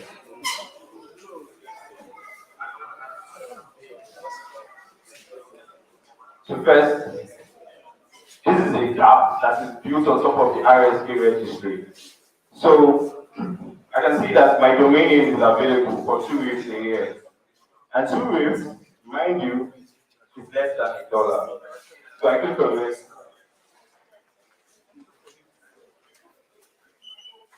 Remember I said you first have to make a request to register. I connect my network. I have to switch to mainnet.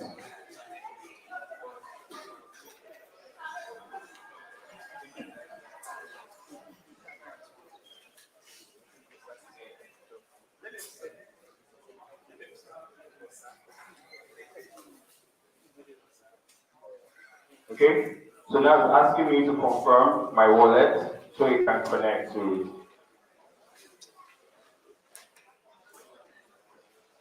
I confirm.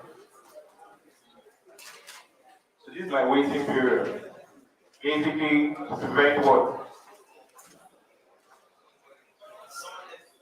What? Say with confidence.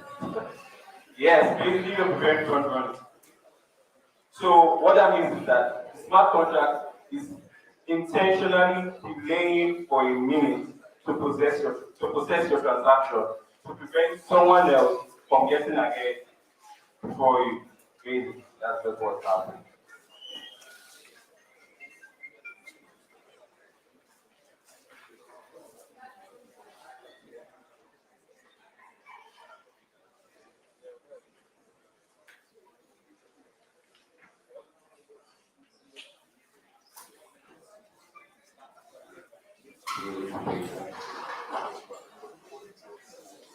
Good things come to those who wait.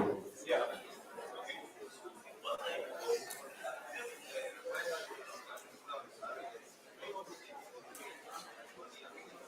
Thank you. That's a very good question.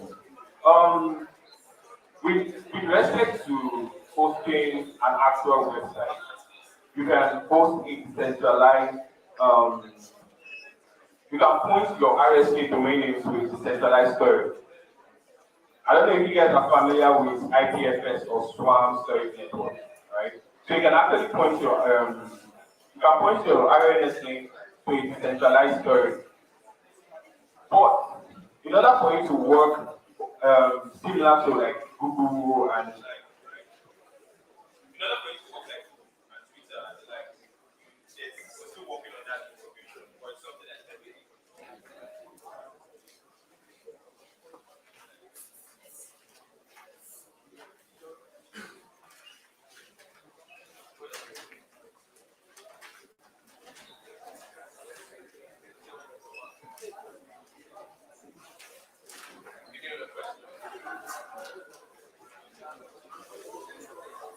Alright. So my request is complete. Now I'm going to continue to wait. Okay.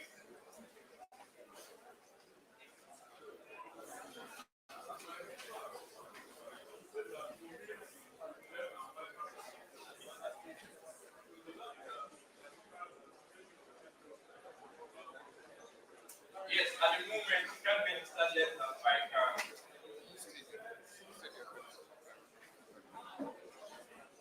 Was the contract official?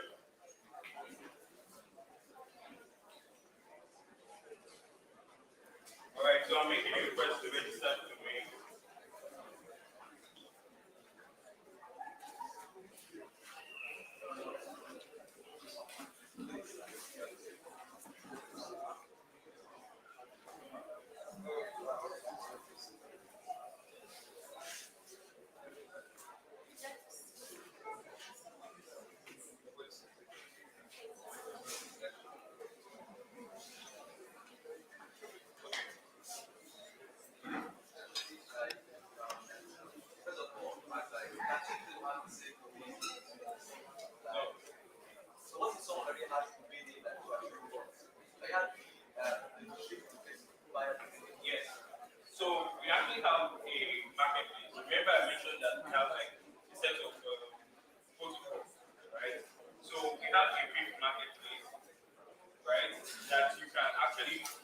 your domain out to save, and then someone else on the blockchain can make a request to purchase it. Is it possible that someone can like yes. It even happens. It happens with your like regular domain names. You have people that just buy domain names so they can resell. So it's the same thing. All right.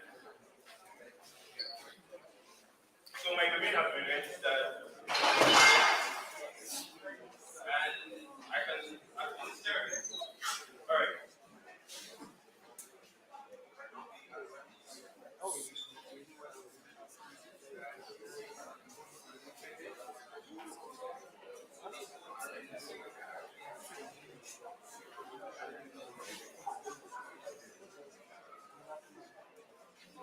Okay. I get a question, right?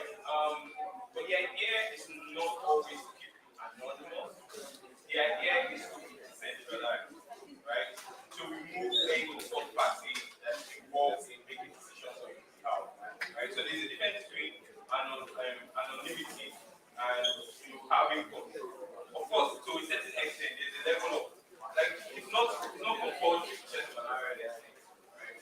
But if you understand the value that it gives you, why not you use it, share with your friends? They already know your RSK, you know how to send you money, you know how to send you to straightforward, easy, and fast. Yeah. So it's your choice.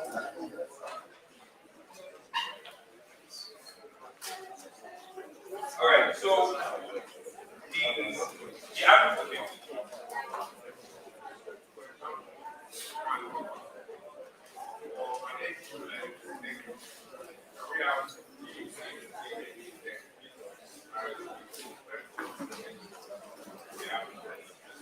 Yes, of course.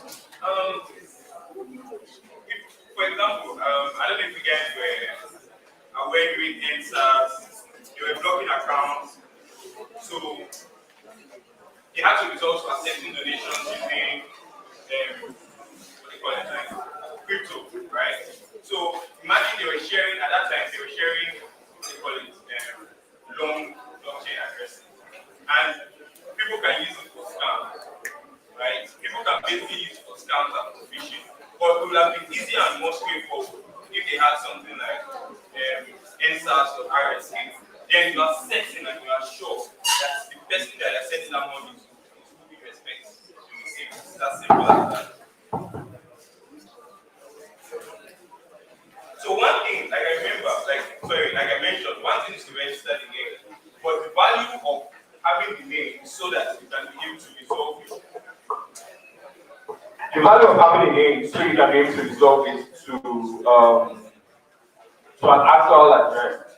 So I just wrote this simple view app to sort of illustrate how that works. Meaning you can integrate this into your application. I know a lot of us here are developers, right? So you can actually integrate this into your application, into your apps or whatever. So it's as simple as we have like public libraries that help with registration and resolving. We have for JavaScript, we have for Golang, we have for C# and the like. So I just registered my domain name and I'm going to test it now to see if it works.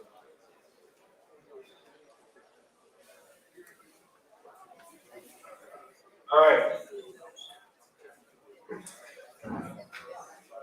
So yeah, that's all. Simple and easy.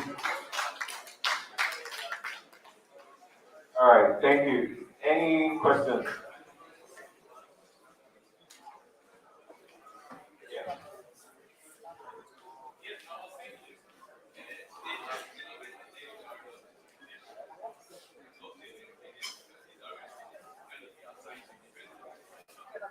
Of course. So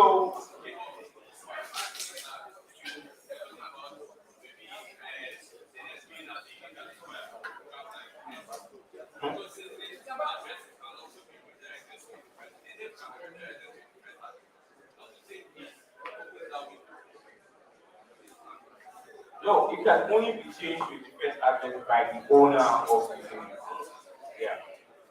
So remember I said your transactions are signed, right? So the contract knows who actually owns the domain name. So and it's only the owner that can change whatever address or resolver that it points to. So So not a random person can just game.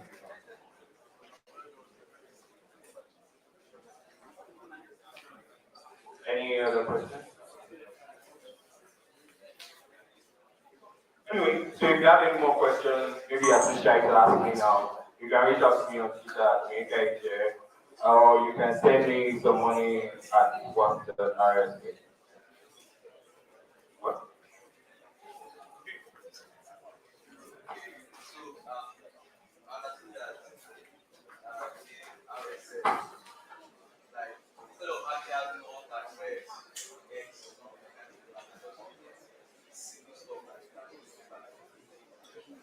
So like particularly work on RSK network or any other. Okay, that's a very good question. So, you actually have, remember I mentioned the resolver, right? You can actually set a custom resolver. But the truth is, the RSK resolver, the default resolver actually supports multi-coins. So I'm going to show you my admin portal. So you can see at the top here, you have basic and advanced. So if I switch to advanced, I can set the controller for my domain name. Hold on.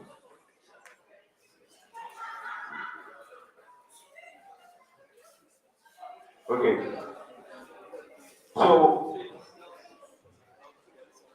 I can basically set an address for all the different tokens and networks that I want to receive like so money for, right? So I can come to Bitcoin and put in my Bitcoin address, right? And then I can save it. So basically, at that point, you will have to then, when you are resolving for my RNS thing, you have to let the resolver know that you want to resolve for the Bitcoin address. Okay? So when you do that, the resolver will then return the Bitcoin address for you. It's as simple as that. So you can actually put as many addresses, not sort of one, right? Whatever network is on, you can just put as many of them as you wish. Okay? And that's the beauty of it is that when a developer is integrating, it's as simple as making an API call. That's what it looks like, right? So all I'm doing is I'm pointing to the public node of RSK, and I can install for whatever network it is.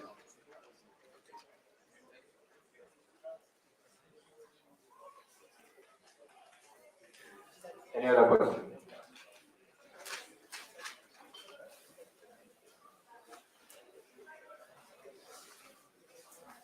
All right, thank you.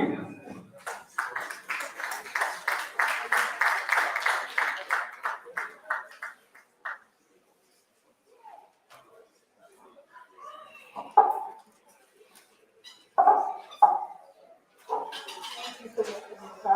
Round of applause for him as well. Today is this session. Yes, very technical, not like solving this code. And we appreciate it. Thank you so much. So, the food is going round. I want you to.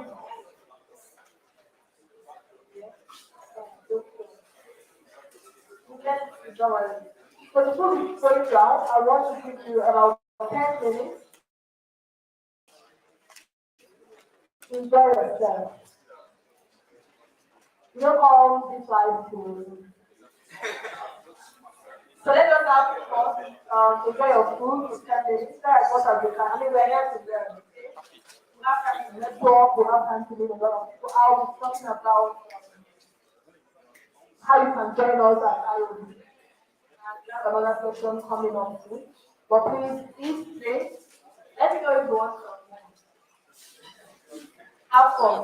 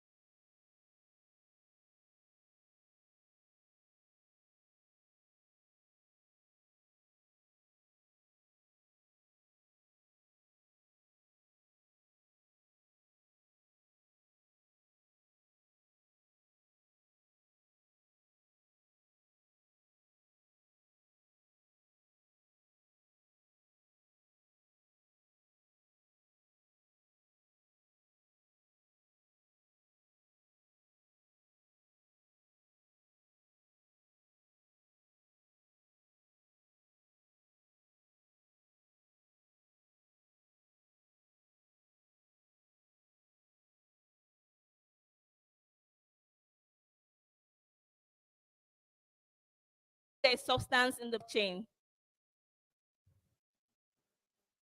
All right. So I hope at the end of this presentation you're going to be proud of the choice that you've made right now. Okay, so first of all, I was going to talk about like explain blockchain, but I'm pretty sure if you were here earlier, you must have heard Gino speak extensively about what the blockchain entails. You must have heard think that was Cheta. He also talked about when he explained RSK, he explained the blockchain also in details. So I'm not going to go further to talk about it, but there's this statement I came across when I was still like trying to understand the whole concept around the blockchain. There's this thing I saw. It says blockchain is to Bitcoin what the internet is to email. So if you still find it hard to maybe still grasp the whole concept between Bitcoin, cryptocurrency, blockchain, and all of that. Now, if you think of this, if you understand how the internet powers the email, then similarly, that's the same way the blockchain powers the Bitcoin and other cryptocurrencies that we have out there. Now, when we talk about social impact, when we talk about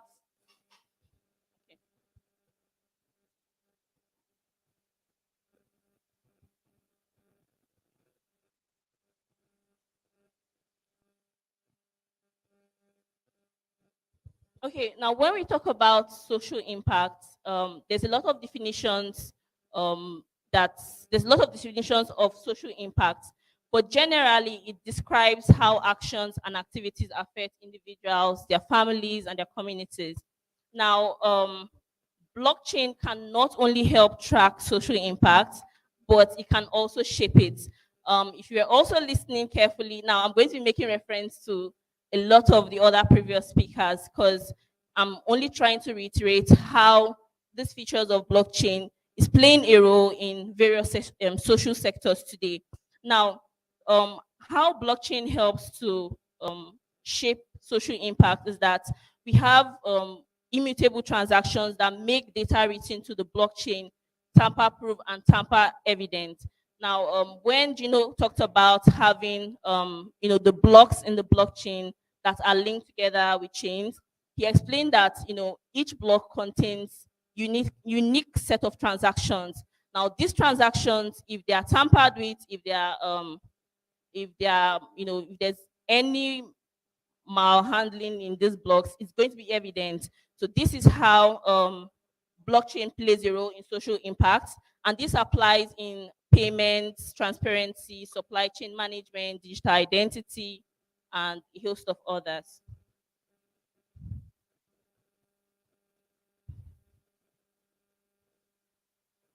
Okay, moving on. So the next thing I'll be talking about is the role of blockchain in social impact. Firstly, we have um, in fraud and risk reduction. Now, one of the biggest advantages of blockchain in social impact is reducing fraud and risk in various projects. Now, today we know that corruption is a thing of the day. We see that so much in our environment today, especially like at the government agencies or government sector.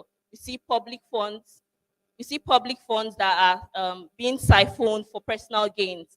Now, with blockchain, blockchain helps to um, close the gaps or eliminate these gaps that the traditional solutions are not being able to cover.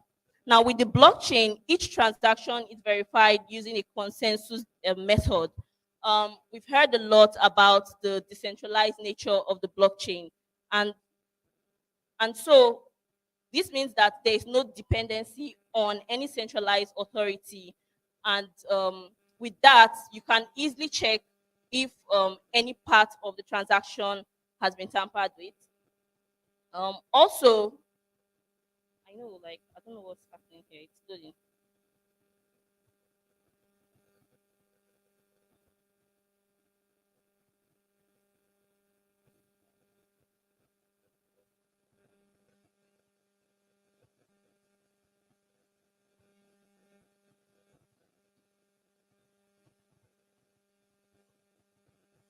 Okay. So I'm talking about the role of blockchain in social impact, and I mentioned fraud and risk reduction. Second one is in reducing administrative costs. Now, when we talk about administrative costs here, we are talking about let's say organizations like NGOs. While running these organizations, a lot is spent in managing, making sure that the day-to-day operations of these organizations go smoothly. And what this translates to is spending a lot of money. Now, with blockchain, these administrative costs can now be reduced, especially through smart contracts. Now, it's possible to manage financial and legal transactions without use of intermediaries. Intermediaries in this case, like banks. Also in accountability, transparency, and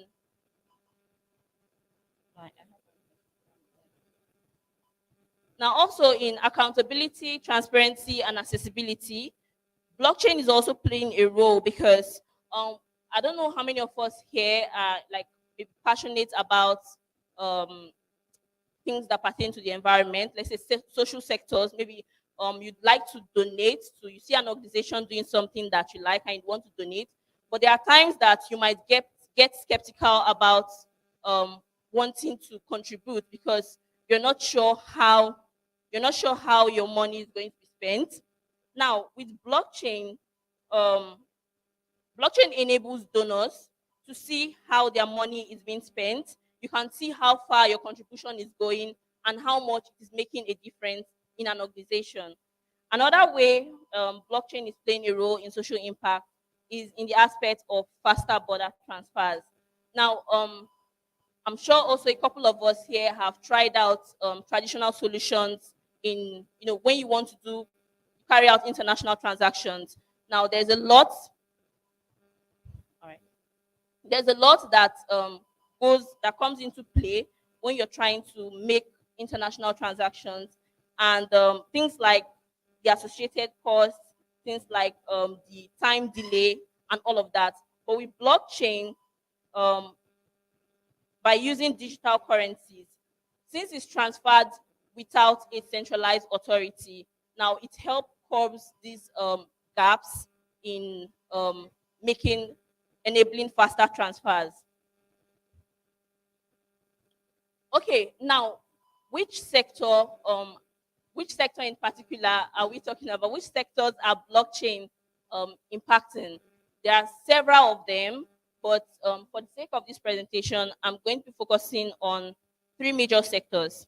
And the first one is financial inclusion using DeFi. We also have the health sector, and we have philanthropy and aid. So for financial inclusion, now today we have millions of people that are part of. Today we have millions of people that are part of the unbanked population. Now, what this means is that these people have little to no access to financial inclusion, and some of the most pressing issues involved in offering access to the unbanked are solvable with blockchain. Issues like lowering transaction time and cost, removing informal transaction requirements, and providing digital identity and property rights. Now, in recent times, there have been significant efforts made with blockchain to improve financial inclusion. Now, however, with DeFi, there are countless platforms available for use. Um, Blockchain platforms like RSK is using the Everyday DeFi initiative to bring um, billions of users to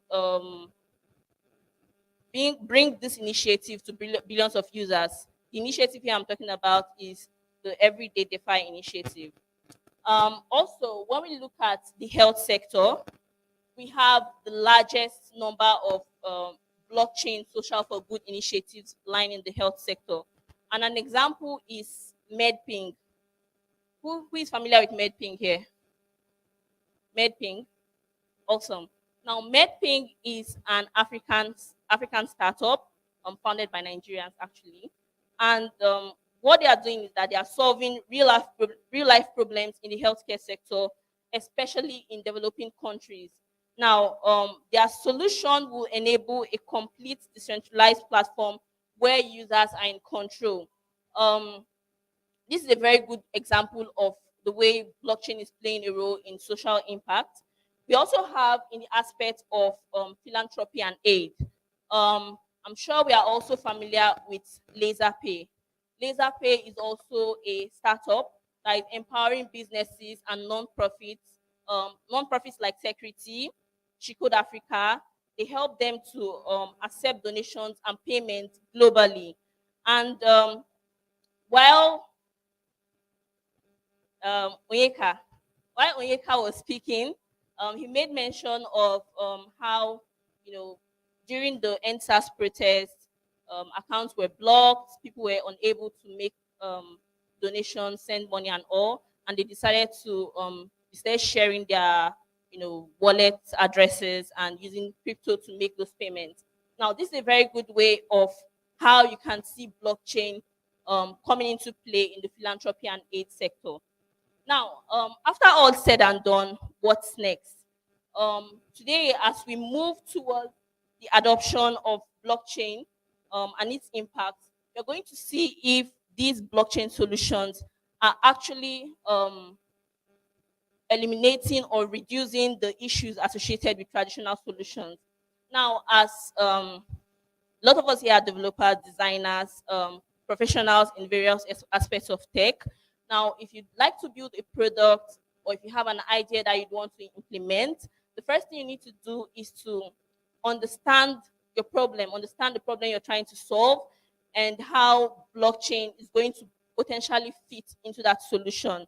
Now, when you have a good understanding of that, it will be great for you to follow others, see what others are doing, and not just to learn, but also for you to explore opportunities for partnerships.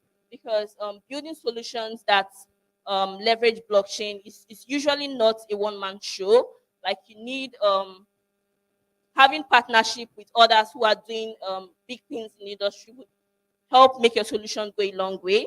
So with that, you need to always remember that you can build solutions on platforms like the RSK blockchain. So that's the end of my presentation. Thank you very much. And I'll take your questions now if there's any.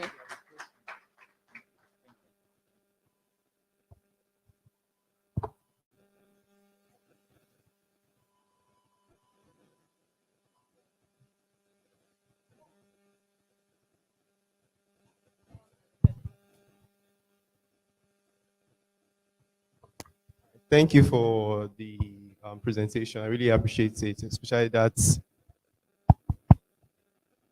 part.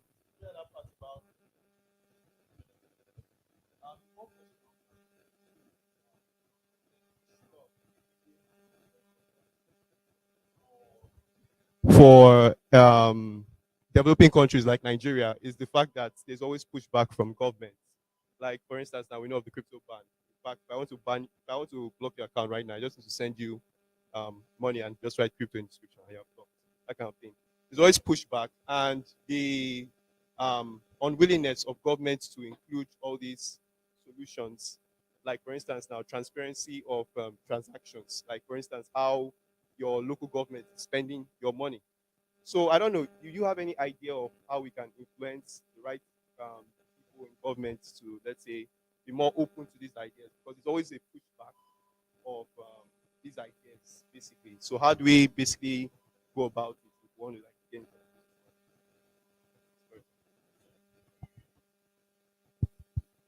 Okay, great question, and thank you very much for that. I mean, this is something that, like we as Nigerians, we are very familiar with. The government is always like, I don't want to say enemy of progress in quotes, but but yeah, we all know the reality. I can't really say there's so much that can be done as an individual. But I think one thing we can do, or one thing we can focus on, you know, having building those partnerships through communities. Like they say, united we stand, divided we fall. When we come, like the more the more of these products that come into the sector, the more I'm sure this awareness will get up there, and I believe more they would see the reason to try to reduce these regulations that are hindering the blockchain and crypto in Nigeria. Any other questions?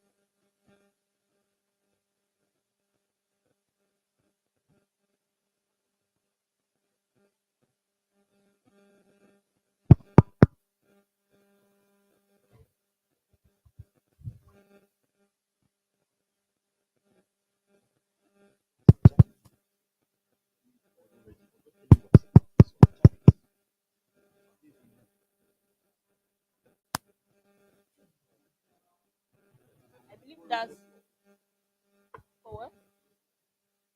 Um. Okay. Okay.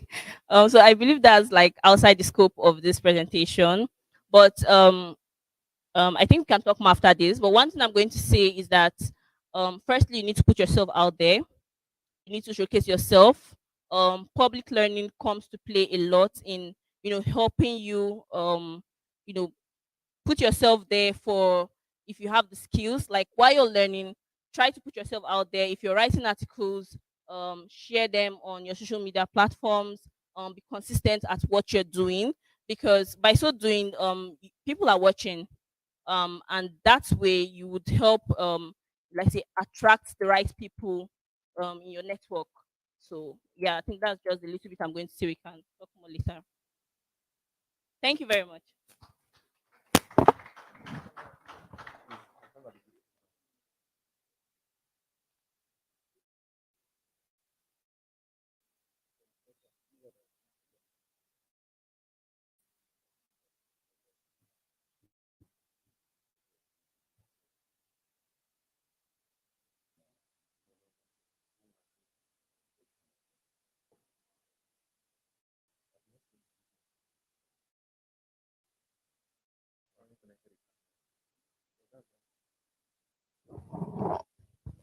Thank you so much, Joy. So please stay tuned. We are coming up. Wait.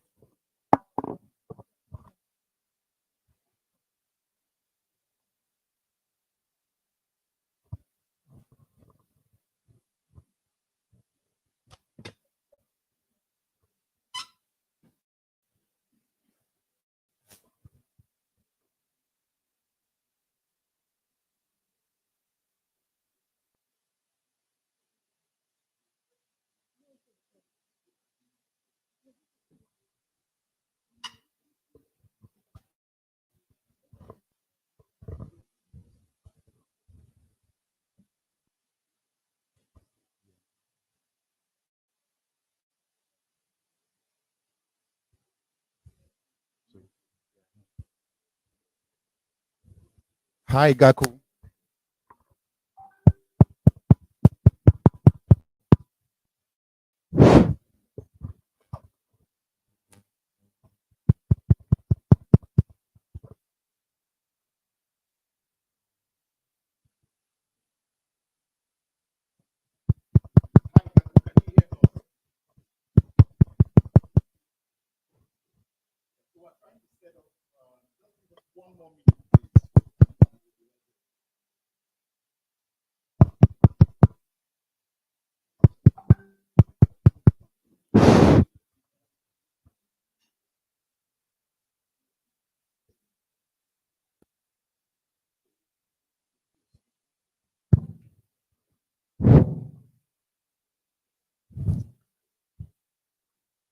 Yeah, Gaku, can you hear us?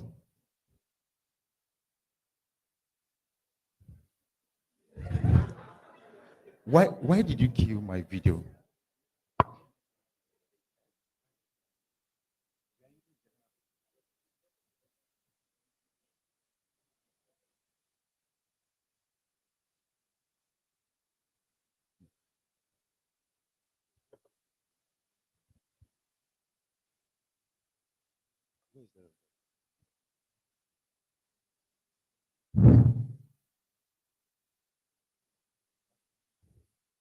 Gaku, can you hear us? Can you chat with him? Chat with him.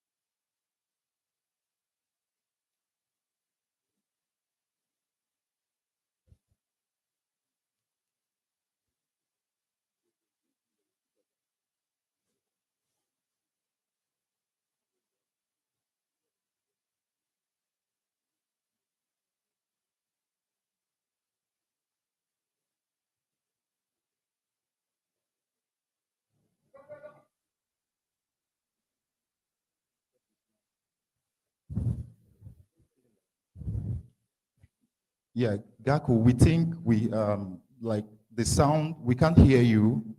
Maybe it's coming from your side. We did a test here and we can hear videos and audios, sorry, but we can't hear you. Yeah, ours is working fine over here.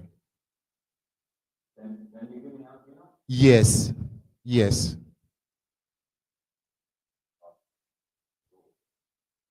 Yes, yes. Thank you for joining us, Gaku. So we are going to have like a session where Gaku is going to give a speech. Maybe just he's going to say something to you people, okay, to the community over here in Africa. And if any of you have questions, this is actually a Q&A session, okay? So if you have questions about the RSK blockchain, everything you've been hearing, since we started the event, you can now ask Gaku. He's here to answer all your questions. But before that, we'd like to hear some words, from Gaku himself. Like he's going to introduce himself, tell us some things about the RSK blockchain before we go into the Q&A session. So Gaku, you can go ahead.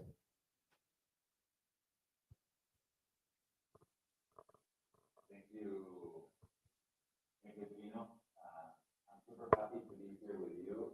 It's very exciting for me to see developers and enthusiasts of blockchain technology growing so fast in Africa in general and in Nigeria in particular. We've been in the space for almost 10 years, and this whole rooftop movement started in Latin America, which I think has a lot of similarities to what's happening in Africa. We've been always been the losers in this traditional financial system controlled by the elite and the developed countries.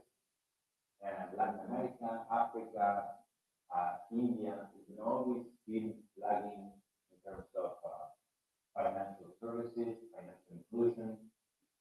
I personally have been born and raised in Argentina, so you might have heard that in Argentina we have a very long, sad history of inflation, hyperinflation, devaluation.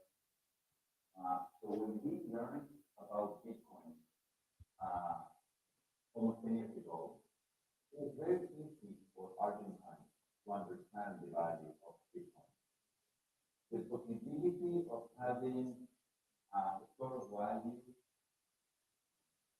that cannot be seized by government, that cannot be stolen by banks, that can protect our life savings and from our families from Argentine peso hyperinflation. It was super clear the value of Bitcoin as a store of value. But what we understood around 2015 when we read the Ethereum white paper was that in order to provide microfinancial services to the 7 billion people in the world, Bitcoin as layer one was not enough.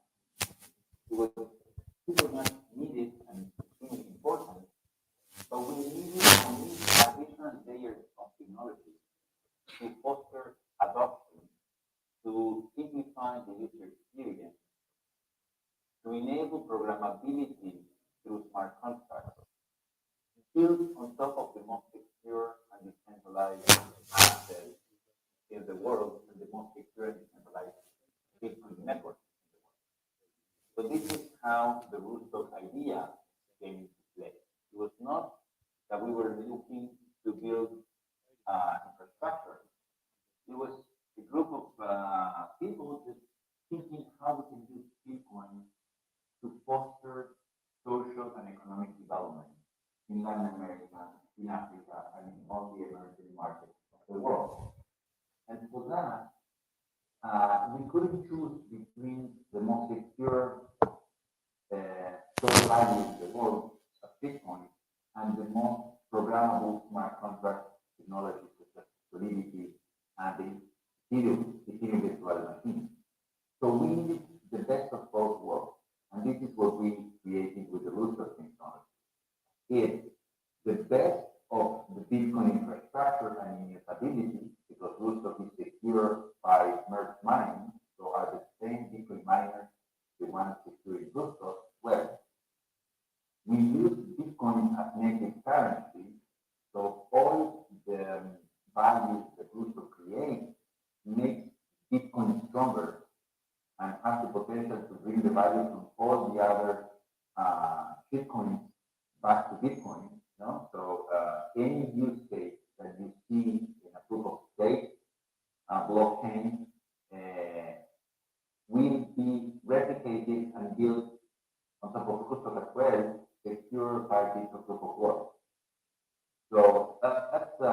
super eager in value proposition from Bitcoin miners and the Bitcoin community in general to users around the world that are putting their life savings into stablecoins, into DeFi platforms, and Rooftop connected to Bitcoin offers them immutability, security, and hopefully the lowest possible network cost.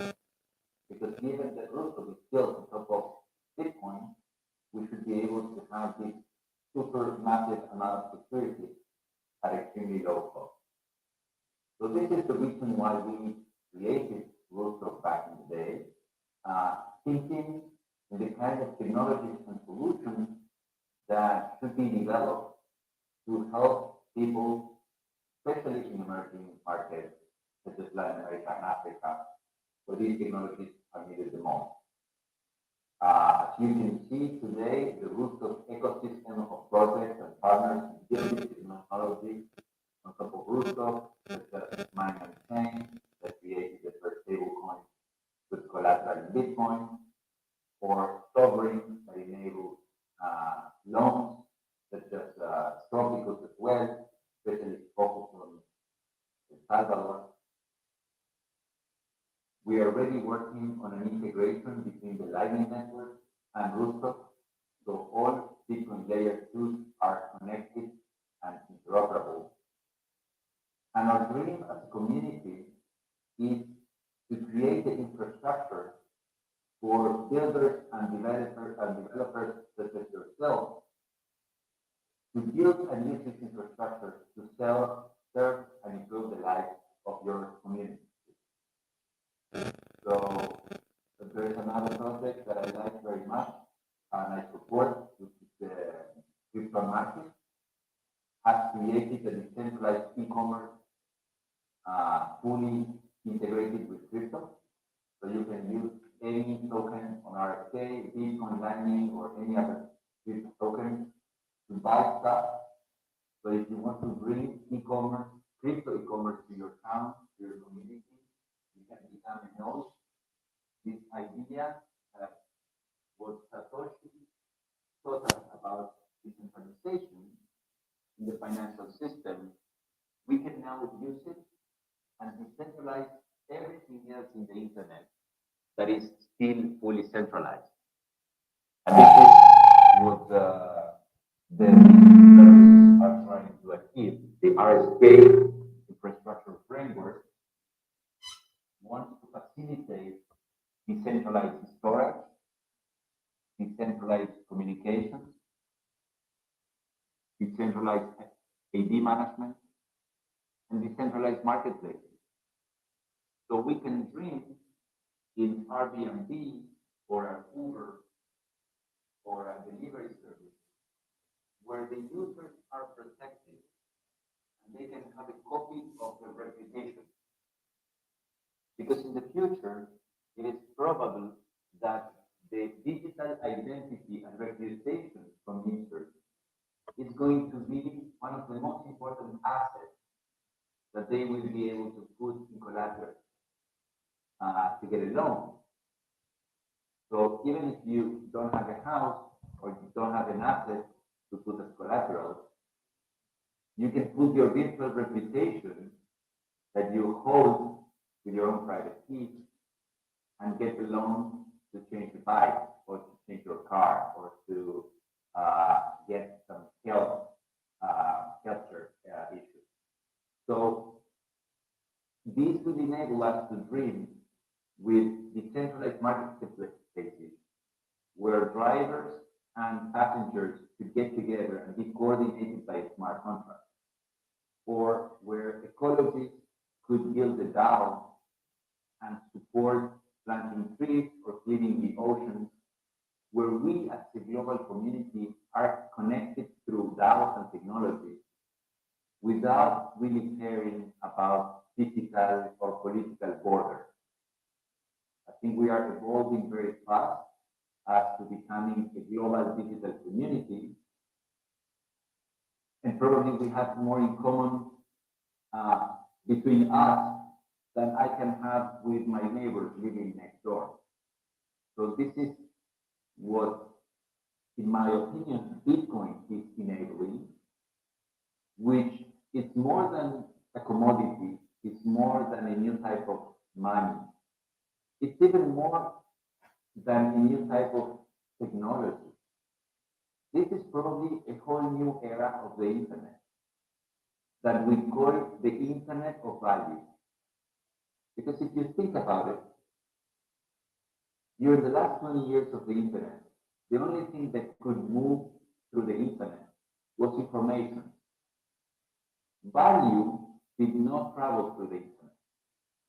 If you wanted to buy something online, or if you wanted to send money across the globe, you needed to ask a bank or a credit card or PayPal, please change your Excel where it says that I have $5, and now credit those $5 to Gino, so he sends me some product. Only the information and the request was traveling through the internet.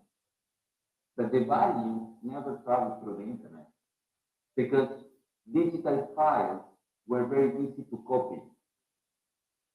If I would send you a $5 note picture through me, you would not give any value to that picture because it's I could send it to 1,000 other people at the same time. This is what Bitcoin solved. It's the first time in the history of the internet that now I could send you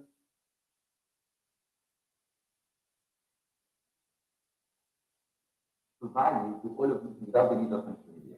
So this could give birth to a whole new era of the internet that hopefully will bring as much freedom and opportunity to emerging countries, such as the internet of information gave us to express our views, to denounce human rights abuses, but now applies to the free and really low cost exchange of value to any part of the planet.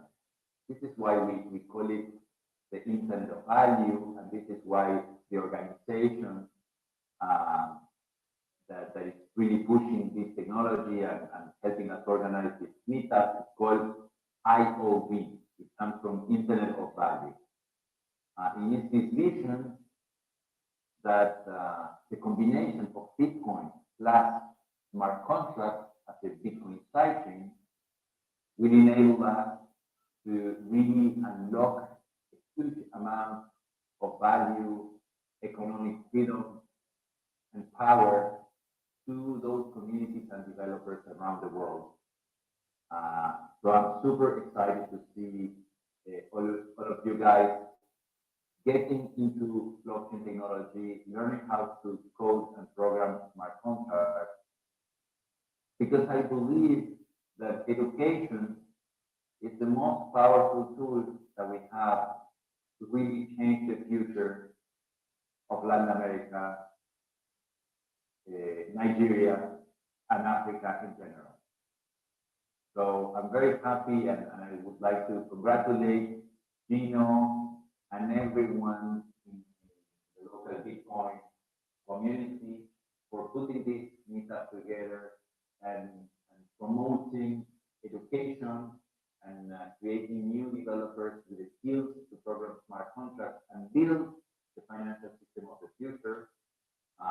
I can assure you that if you learn how to blockchain technology works, either you are a developer or you are an accountant or you are a lawyer or just an enthusiast or a merchant that has a store and wants to start accepting cryptocurrencies, this will make sure that you have probably a very successful professional life because there's an infinite amount of demand for developers and people with blockchain skills and knowledge about this technology. So the best investment, in my opinion, is to invest in education and knowledge. And also, we are open to Gino to, help you guys reach Latin American startups. There's a lot of activity and new projects going on in Latin America, and we need more developers and we need more talented professionals. So if you have a CV and you want to give it to Gino, we can circulate it and offer it to all the startups in Latin America. And also, if you want to create your own startup, or if you know a friend or a colleague that is building something in Nigeria, we are more than happy also to help you guys as much as we can. Do you hear me okay, Gino? Yes. Yes. A round of applause for Gaku, please.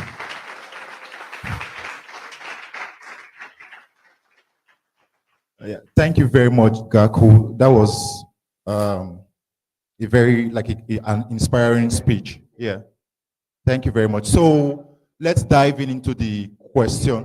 You can type the question in the messages. I think it would be best because the microphone sound is not very clear. Okay, that's a good one. So if you have questions, I would like you to maybe just come over here. Then we'll have somebody type in your questions to Gaku. If you have questions, please. Don't tell me after that amazing talk, like you're not going to ask questions, okay? This is an opportunity to speak with the co-founder of the RSK blockchain. So let those questions start coming in, please. Yeah. Okay. So you can write your questions, signify, then draw my attention. I can't get your question, I can ask Gaku.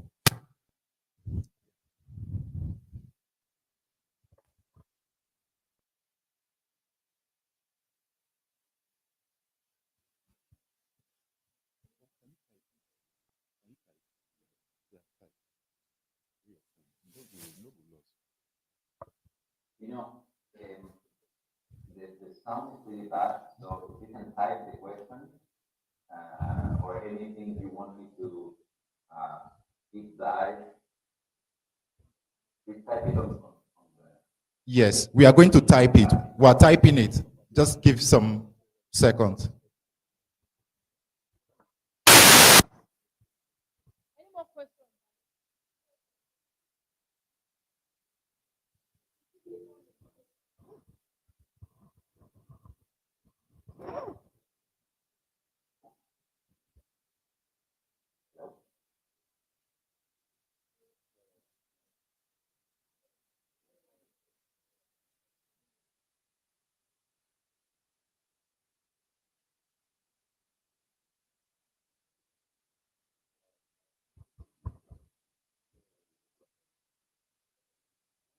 I couldn't hear the question,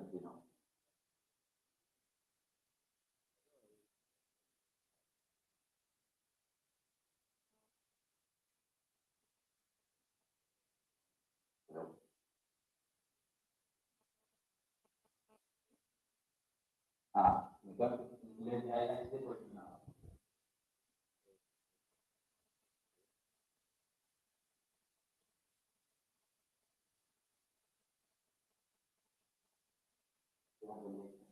You mean like government elections?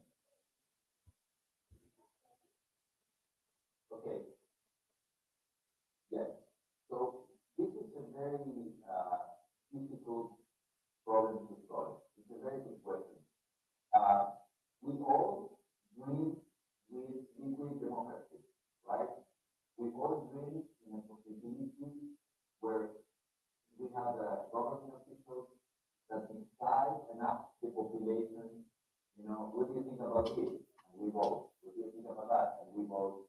And we just pass into this liquid democracy. Now, after talking to several cryptography experts, many of them, to my surprise, were very reluctant on blockchain technology used for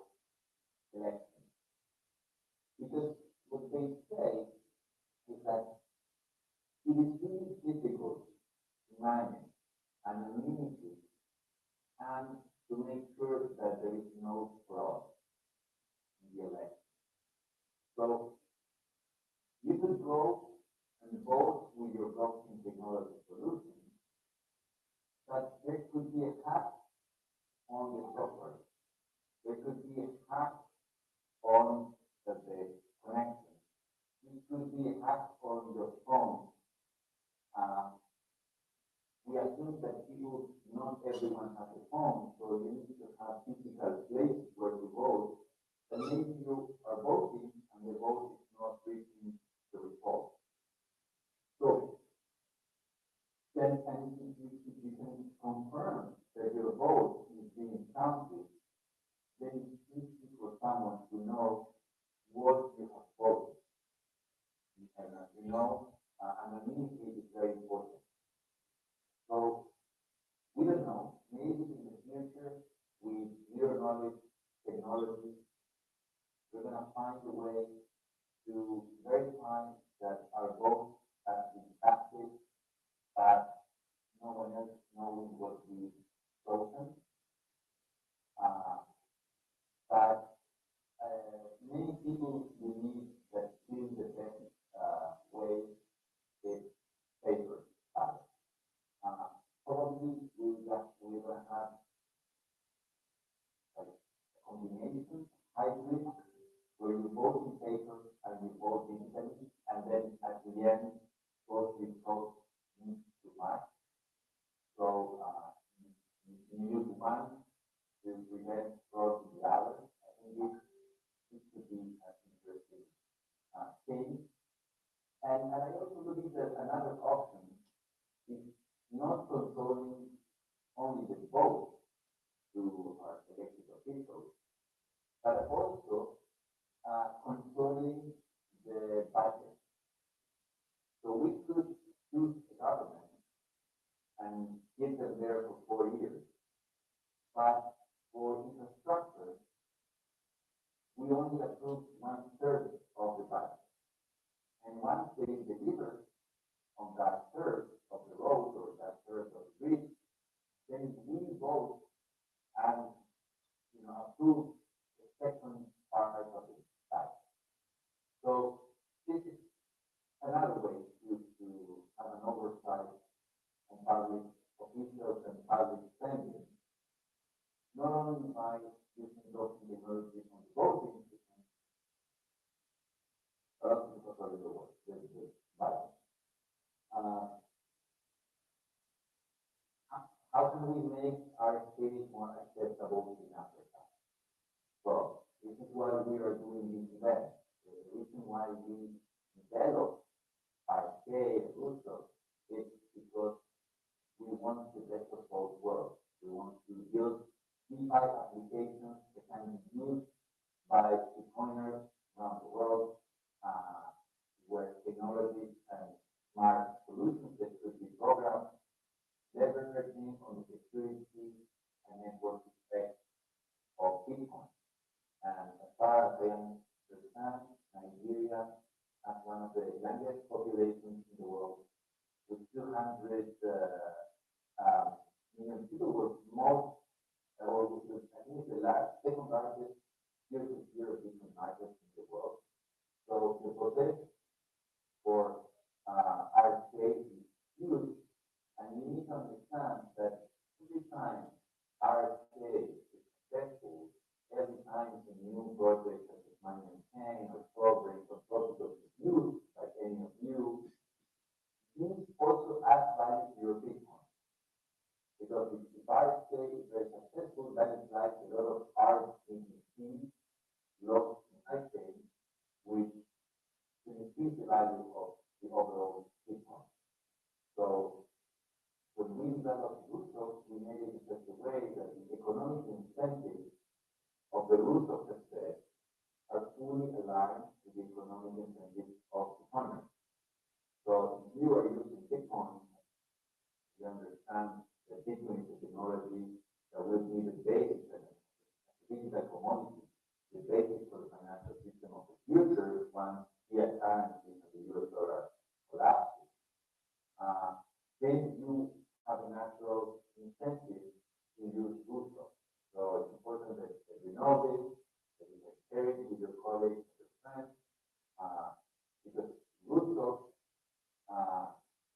instead of creating a whole new community, we decided to build technology and expand the functionality of Bitcoin. So we are building Woodstock for Bitcoiners. So if you're a Bitcoiner, we're very happy that Woodstock exists because, as I said before, it has the potential of bringing the whole value of the whole crypto ecosystem back to Bitcoin where it belongs. So next question, how to make developers who are committed in Africa a large share on the RSK block? One of the ideas that I've been trying to push a lot, maybe you guys can help me. We've been running LABITCON. Have you heard about LABITCON, Latin American Bitcoin Conference? If not, I recommend you to check it out on Twitter or internet. It's called LABITCON, LABITCON, from Latin American Bitcoin Conference. And we've been running a community in Latin America, starting in Argentina, this conference for 10 years. The next edition is going to be in November 11, 12, and 13. And all the talks are going to be free for free. So maybe you want to lead a group there and broadcast all the conferences from international speakers happening at LABITCON. And my dream would be to do an African Bitcoin conference. So hopefully in the future we're going to be able to replicate what we did in Latin America and create a conference that goes to every single African country here to promote Bitcoin adoption and rules of Bitcoin Lightning and Lightning Network. So this is a good way also to replicate this meetup in your community, your town, your cities. Another project that I really love is called LABITCON Meetup. It's a Bitcoin minivan. It's also on Twitter. You can follow it. That takes Bitcoin education to all the remote villages in Latin America. It's been, I think, 50,000 kilometers already, so one whole trip around the world, all across Latin America, teaching Bitcoin and rules of Lightning in schools, in parks, with random people in the streets, in local communities, municipalities. So as I said before, education is super important.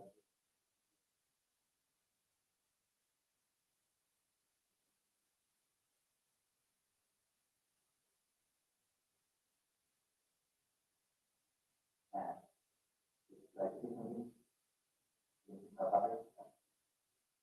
It's happy, no? Yes.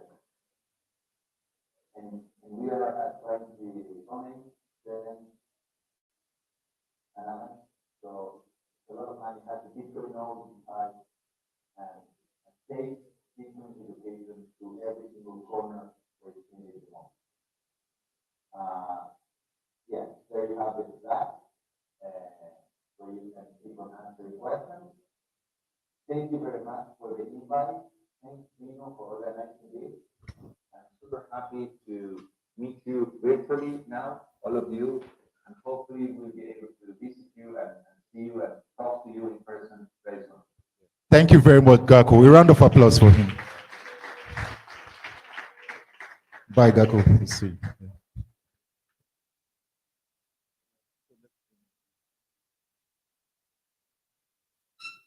Yeah. Thank you very much. We have questions, but we are going to post those questions. We have a Slack channel. I hope you've joined that channel, please. If you have not joined the channel, we have RSK ambassadors that are here, and they'll help you with any information you want about the RSK and the community. So let's quickly take the next. We have 2 more sessions before we close. And please don't go. There's networking, and for those people that we didn't give refreshment, we are making arrangement for refreshments, but we have to network, talk with each other, and we have to do group pictures. You can't come to this kind of events without being part of the group pictures, please, okay? So let's call on our speaker from African Blockchain Center for Developers to come and have his session. A round of applause for him as he comes up.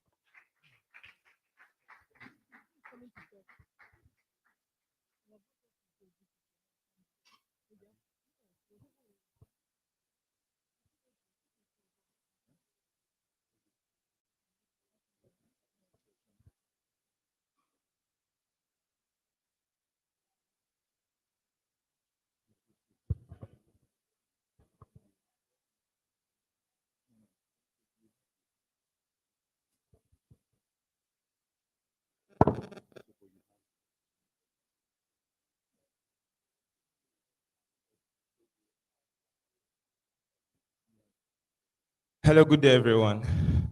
I'm really excited to be here and to speak to amazing people. I think we have a very diverse audience of both newbies, people who are just interested in technology, people who have actually built real life solutions on the blockchain, and then people who just want to understand the ecosystem. So my talk will be very simple. I'll try as much as I can to make it very down to earth. It's nothing very technical, something very simple. All right, so there's just something I'll just do just to charge up everyone. So we have I'll just divide the whole into 3 sections. That's the first half, this is the second half, and this is the third half. So I'll just do something I like to do. So when I say, give me a heartbeat, all the guys on that session, you just say, boom, boom. You get me? Everyone, they just say, boom, boom. When I say, give me a heartbeat, do boom, boom. All right, give me a heartbeat. Be loud, give me a heartbeat. Give me a heartbeat. Then when I say, give me a sneeze, you say, arch. So to start first and then you follow. Give me a heartbeat. Be loud, give me a heartbeat. Give me a sneeze. Give me a sneeze. No, you say boom, boom, then before they speak. You get what I'm saying? So if I say give me a sneeze, you have to do yours first and then do follow. Give me a sneeze. Give me a sneeze. Give me a sneeze. Then these guys cough. You guys would say, You get me? So the same way, if I say give me a cough, you'd have to start. They would finish theirs before you do yours. Okay, so give me a heartbeat. Give me a heartbeat. Give me a heartbeat. Give me a sneeze. Give me a sneeze. Give me a sneeze. Give me a cough.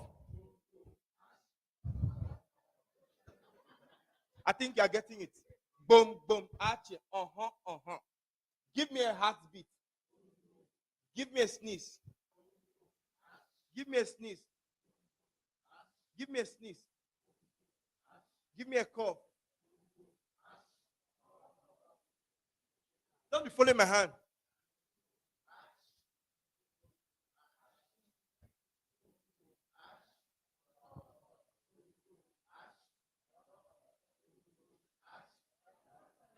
You guys are slow. There's no scalability.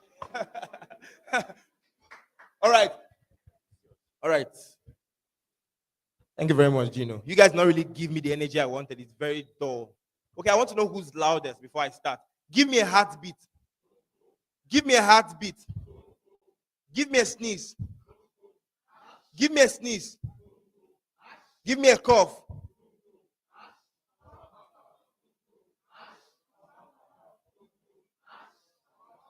These guys are killing it. All right. Thank you so much for the opportunity to speak here. So today I'll just be speaking about decentralization. Oh, all right. And it's very simple. It's a very simple question. And then what I want to actually ask is more like a question, and then I'll just talk a bit about it. First of all, is decentralization necessary? That's the question I want to answer today.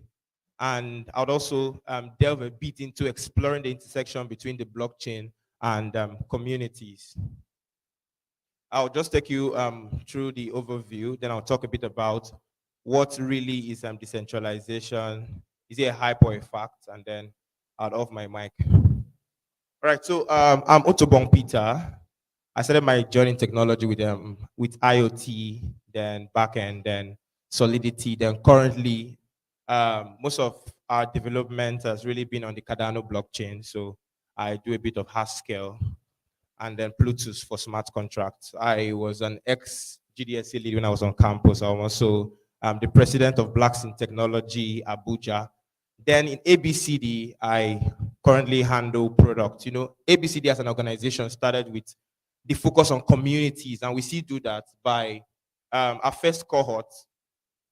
Then when we had Gino 2 with us working, we actually started this cohort of training developers, not for any incentives. We're not like training devs that would employ you. We just train them, give them certificates, and it was very expensive. It cost us like, let's say, over $2,000 to train one developer. We train them for free and they go their way. But then it was not very sustainable. So what we started doing was to mostly partner with educational organizations to make it easier to train developers. And that's how our community moved.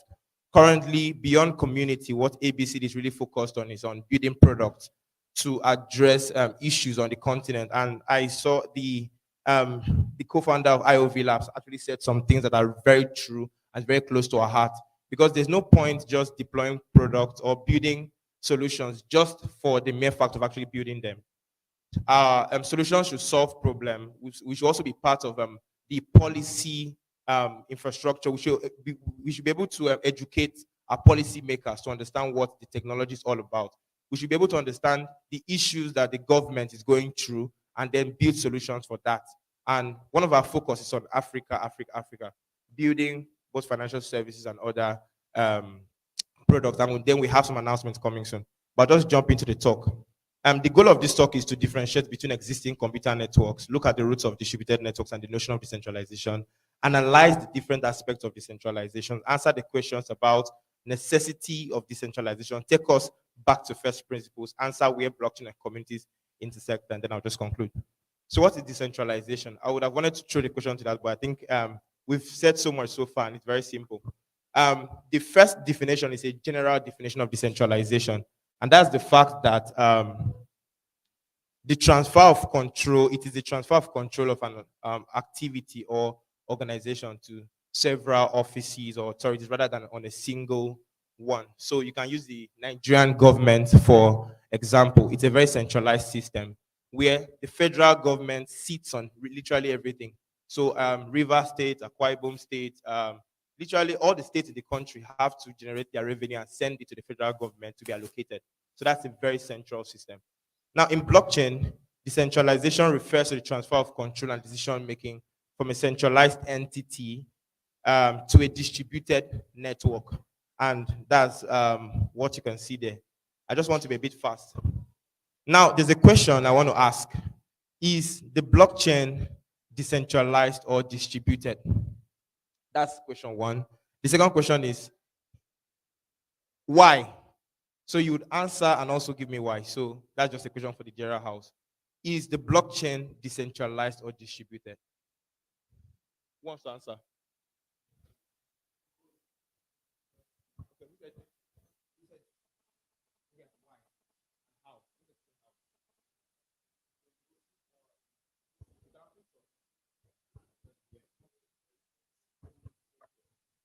The blockchain is both decentralized and distributed because the ledger is on every node in the network, and voting power is not controlled. Voting power authority is not controlled by a central figure, but by all the nodes in the network.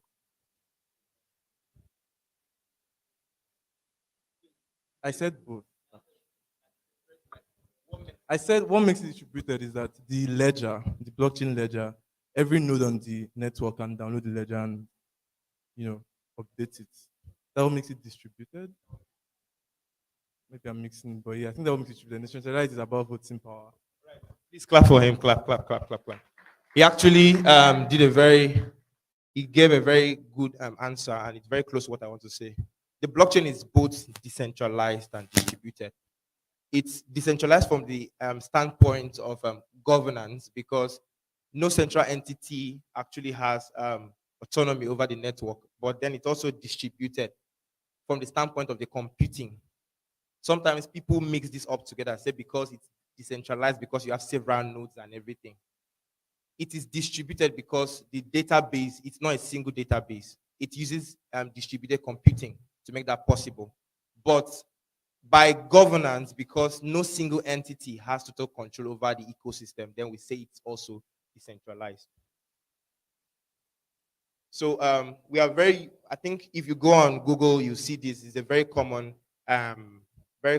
stuff that we see everywhere. And I'll just use it to explain a bit about centralization, decentralization, and what it means for a system to be distributed. And I did a talk last year where I used this same image, and I'll just use the example I used last time so that we get to understand. And I think then I talked about the fact that imagine that this were to be a library, and it's located in the FCT, that's Abuja. Then these are different states. So if you need to read any book, you'd have to travel down to Abuja to get it. That's centralization. One library in Abuja, controlled by the FCT, and different persons have to go to read it. In decentralization, the idea of decentralization is saying what we would now do to the Abuja libraries. We know we have about 6 geopolitical zones in Nigeria, and we want to make it such that the South-South is going to be in charge of all our science and tech books. Lagos and the West will be in charge of all our books on philosophy and the social science, and just spread it like that. So if you need to read a book on technology and the rest, you have to go to the South-South to get it. And then, so you have different centers, and no single center controls everything. If things get destroyed here, at least we still have some things here. So that's what happens. That's just the concept of decentralization. In a network being distributed, what we are now saying is, beyond taking the libraries to different geopolitical zones, we want to make it such that every household in, let's say, in Nigeria, so to say, or let's say every state in Nigeria now has the library. But this is what happens. The concept of the distributed networks is from the standpoint of communication, meaning if I bring in a new book into a library somewhere in Abuja, I need to alert every other library across the country to update them that OT just brought in a new book. If I send in a new book here, they also need to be aware of it. If I take out a book from here, everybody needs to be aware and also update the information. So if for any reason, any book here gets missing, they all can compare their information and know exactly how many books went missing. So even though this network gets cut off, the rest of the network can still function. So one of the things that makes the blockchain what it is because of communication between the nodes. The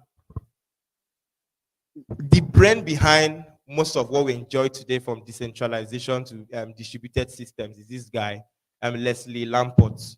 He actually solved the problem on distributed systems in which several autonomous computers can communicate with each other by passing messages. His work on distributed systems forms the basis of modern computing, and why we have the blockchain today is because of he was able to solve the age-old concept of distributed systems. If you've studied more about distributed systems, you see things like the Byzantine general problem and all that. He was able to solve that computing-wise. And why it's very important to know that is because sometimes when we talk about decentralization and distributed network, the first thing that people talk about is blockchain. But distributed systems are going way beyond blockchain technology. Has always been there. And the question that brought about the distributed system wasn't even blockchain itself. It was somebody trying to solve a problem, and then Bitcoin now coming to like this engine. And why I mentioned what you mentioned about that, you have to understand that we are So, all right. So, why I needed to mention this is because we have to understand that as engineers, as young people who are interested in going into technology, one of the things that should drive us chiefly should be the urge to want to solve problems. Sometimes you might not even know what the problem you're trying to solve might end up solving. You get, we make this mistake of saying, oh, everything is all about distributed databases has worked in so many ways, in so many institutions, in so many organizations, even in aircraft systems, because most times they want to build fault tolerant systems where you have so many sensors working together. You have to ensure that if the sensors are communicating with each other, that everything, that there's a balance between the communication, the sensor from the left wing, the right wing, it's all distributed systems. And I want us to have a mindset to know that when it comes to problem solving, we should not allow our minds to just be very generic. And today we've seen a lot of the things that IOV is trying to solve. We are Africans. Is high time we look at technologies and tools that exist and think about solving novel problems. It's not always about going on GitHub to fork solutions and then remodeling the UI to look different and say you've solved something new. I think we have brilliant engineers across the continent. This guy was not thinking of blockchain when he solved distributed problem, network problem. So exploring aspect of decentralization. We talk about decentralization, decentralization, decentralization. One article that really help you is there's an article by Vitalik Buterin on decentralization. You can really search it on Google. He talked about aspects of decentralization. And when we talk about decentralization, there are three ways to look at decentralization: from the architectural perspective, from the political perspective, and from the logical perspective. Sorry. All right. So architecturally, when we talk about the databases not being centralized, from being distributed, that means architecturally, the blockchain is decentralized. Political decentralization, how many entities or organizations actually have control over the network? For instance, on Cardano, for instance, they have about over 2,000 nodes that run the Cardano blockchain. But we have wells like Binance. Binance, IOG, IOHK control almost 40% of the network. So what's the point? They control several nodes. So yes, we have several nodes, but okay, like the issue also with Bitcoin. At some point, most of the Bitcoin miners were in China. Now imagine if all the Bitcoin miners in China just come together and form a union and say, you know what, we'll create a tweak. We'll tweak the Bitcoin software to benefit us, and we'll just come together because we control more than 50% of the network. And all what we just want is everybody should just agree and update their own nodes to our new version. They can rig the system. So yes, it is architecturally decentralized, but politically, they see a long way to go in that decentralization. Then logically, the blockchain does not have to be decentralized. It has to be centralized logically, meaning it has to be able to reach a single conclusion of, is this transaction supposed to go on after they've checked the different inputs, transactions, the transaction input, the UTXOs. If we look at the UTXOs, does this UTXO have this amount to spend or does it not have? So it has to be logically centralized. So I've actually talked about all of that. Decentralization, from what I asked the question, is decentralization always necessary? The true answer is decentralization is not always necessary. The question is, when is it necessary? When is decentralization actually necessary? When you need to build fault tolerant systems, systems that are attack resistant, when you want to avoid collusion. By collusion, I mean when a lot of persons try to rig the network due to their own participation. When you want to harness collective participation, when transparency and accountability becomes the core of what you are building, when you need a system that abrogates governance from centralized models in favor of the community. Why I'm actually going through this route to talk about this is because I will now just jump to the last part of my talk. Why I actually went through this part is because sometime early this year, a startup called me and they were like, "Guy, we are building a solution." He talked about the solution. I was like, "Your solution makes so much sense." He was like, "But how can we bring blockchain inside?" I was like, "It makes sense already. You don't need, it's already working." Say, "Guy, we want to go for We just want to put blockchain inside. I said, guy, it's working well. Blockchain is not the end of Web 2. It's just stretching the capability. And that's why we call it Web 3.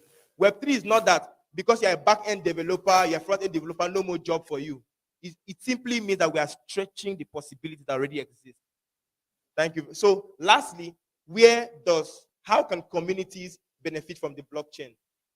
First of all, communities can harness the collective participation. Blockchains allow that to happen, where several persons that don't know themselves can actually come and add value to the community. There's transparency and accountability, where you have to manage funds, sometimes millions of dollars for the community.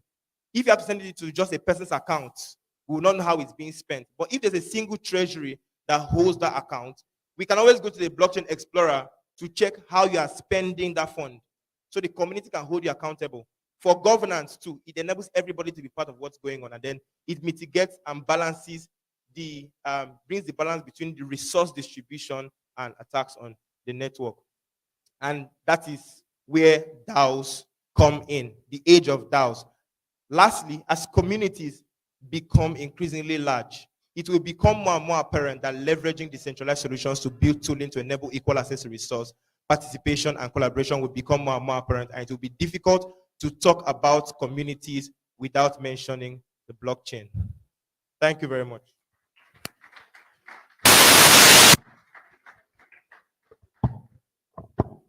I don't know if there's much time for questions, or maybe we can just. Yeah, thank you, Peter. So if you have questions, just locate him during networking sessions, I beg. Please, we just have one more session to go before we leave this place. Okay, so let's call, yeah, thank you very much.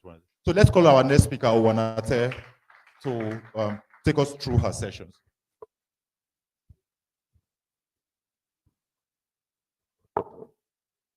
Okay, hi everyone. My name is Owanate Amakri, and I'm a technical content developer at RSK. So I'm not going to be taking much time. I'm going to be talking about RSK partners. So who are the people building on this blockchain? How many of us have heard of everyday DeFi? Who knows what is DeFi? What does DeFi mean? Have you heard of DeFi before? Okay, so DeFi means decentralized finance, and it's a term that is used to describe what is being built on the financial system. Another phase that is more than the traditional finance system. So we have the traditional finance system, and we have the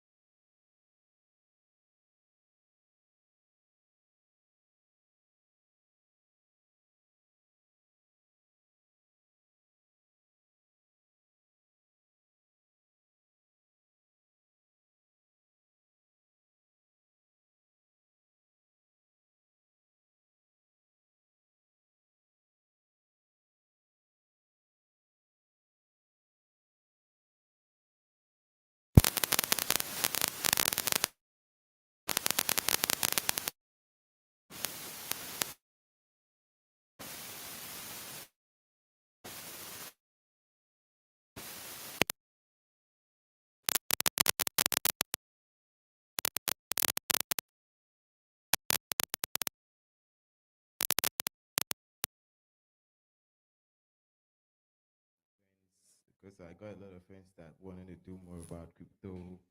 So I got in touch with some friends that wanted to know about technology, and then we started off doing a little bit of research into airdrops, from airdrops, up to the present Web3 stage we are.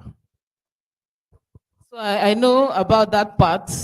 Many people were introduced into the system by airdrops, so it's not new.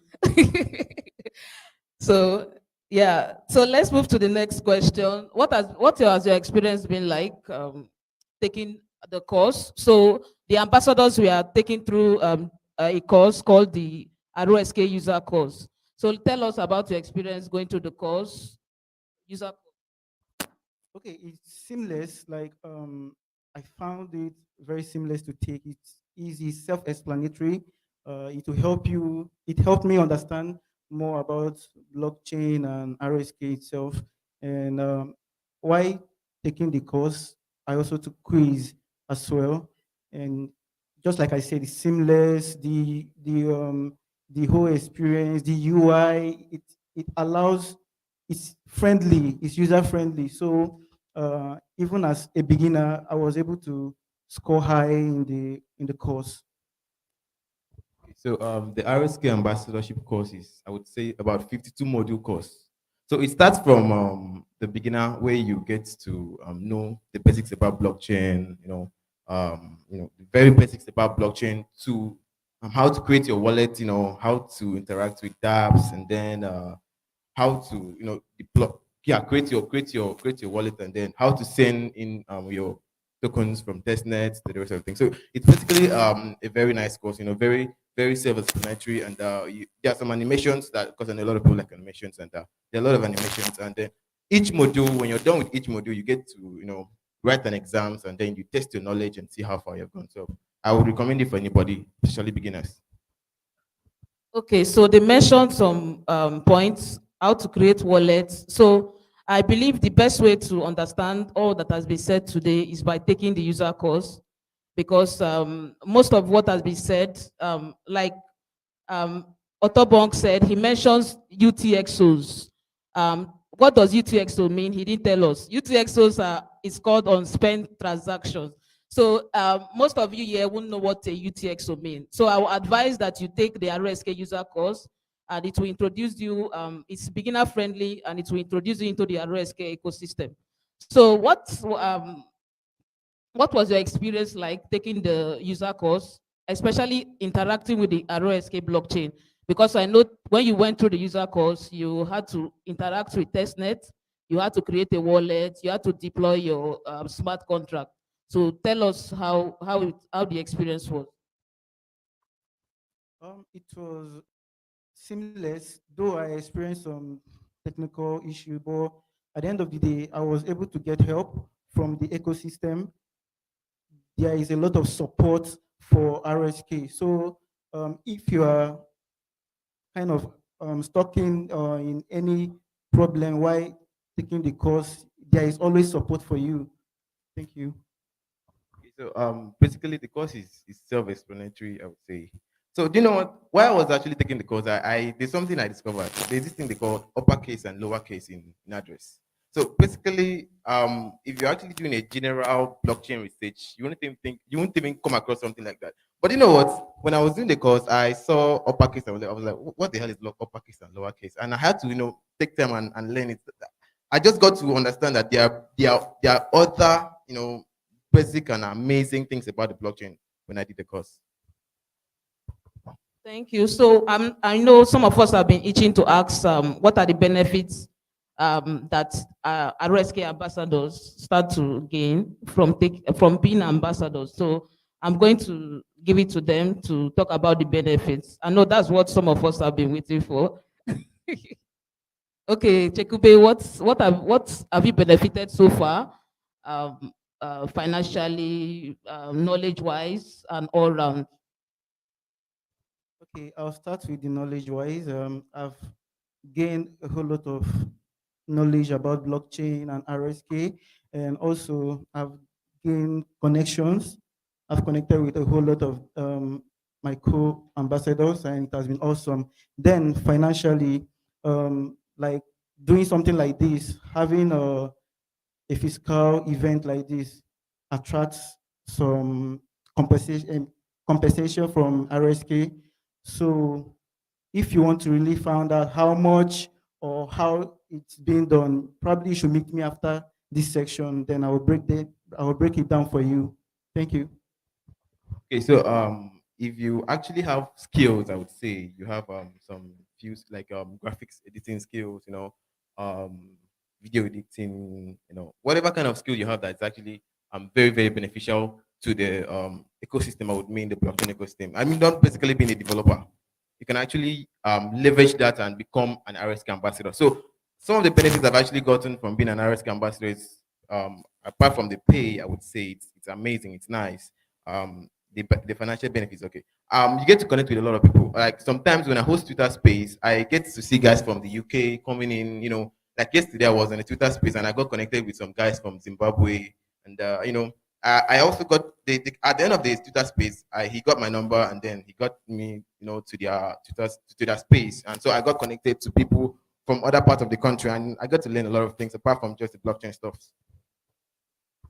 So there are lots more that you can stand to benefit, and being called a brand ambassador, an RSK ambassador is something that will be good for you and for your career. So thank you very much, ambassadors. We look forward to seeing more events being organized by you. We look forward to seeing more activities, and we thank you for coming into the RSK ecosystem. And yeah, thank you very much. So thank you, everyone. We are done with the session, panel session.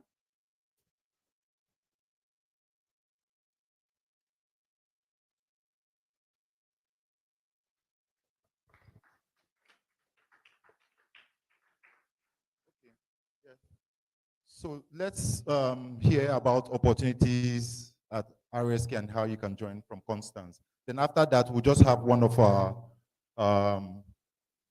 partners, or sponsors, just come do like a 2-minute talk, and we'll be done. Thank you, Owanese.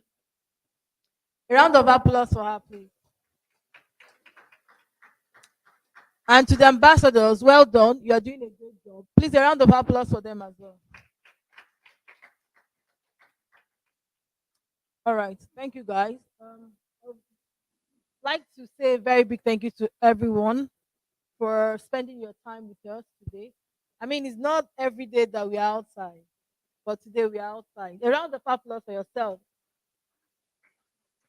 Awesome. So today I will be sharing with you. It's not a section. We're going to have a chat. In case you have a question, you can also ask me.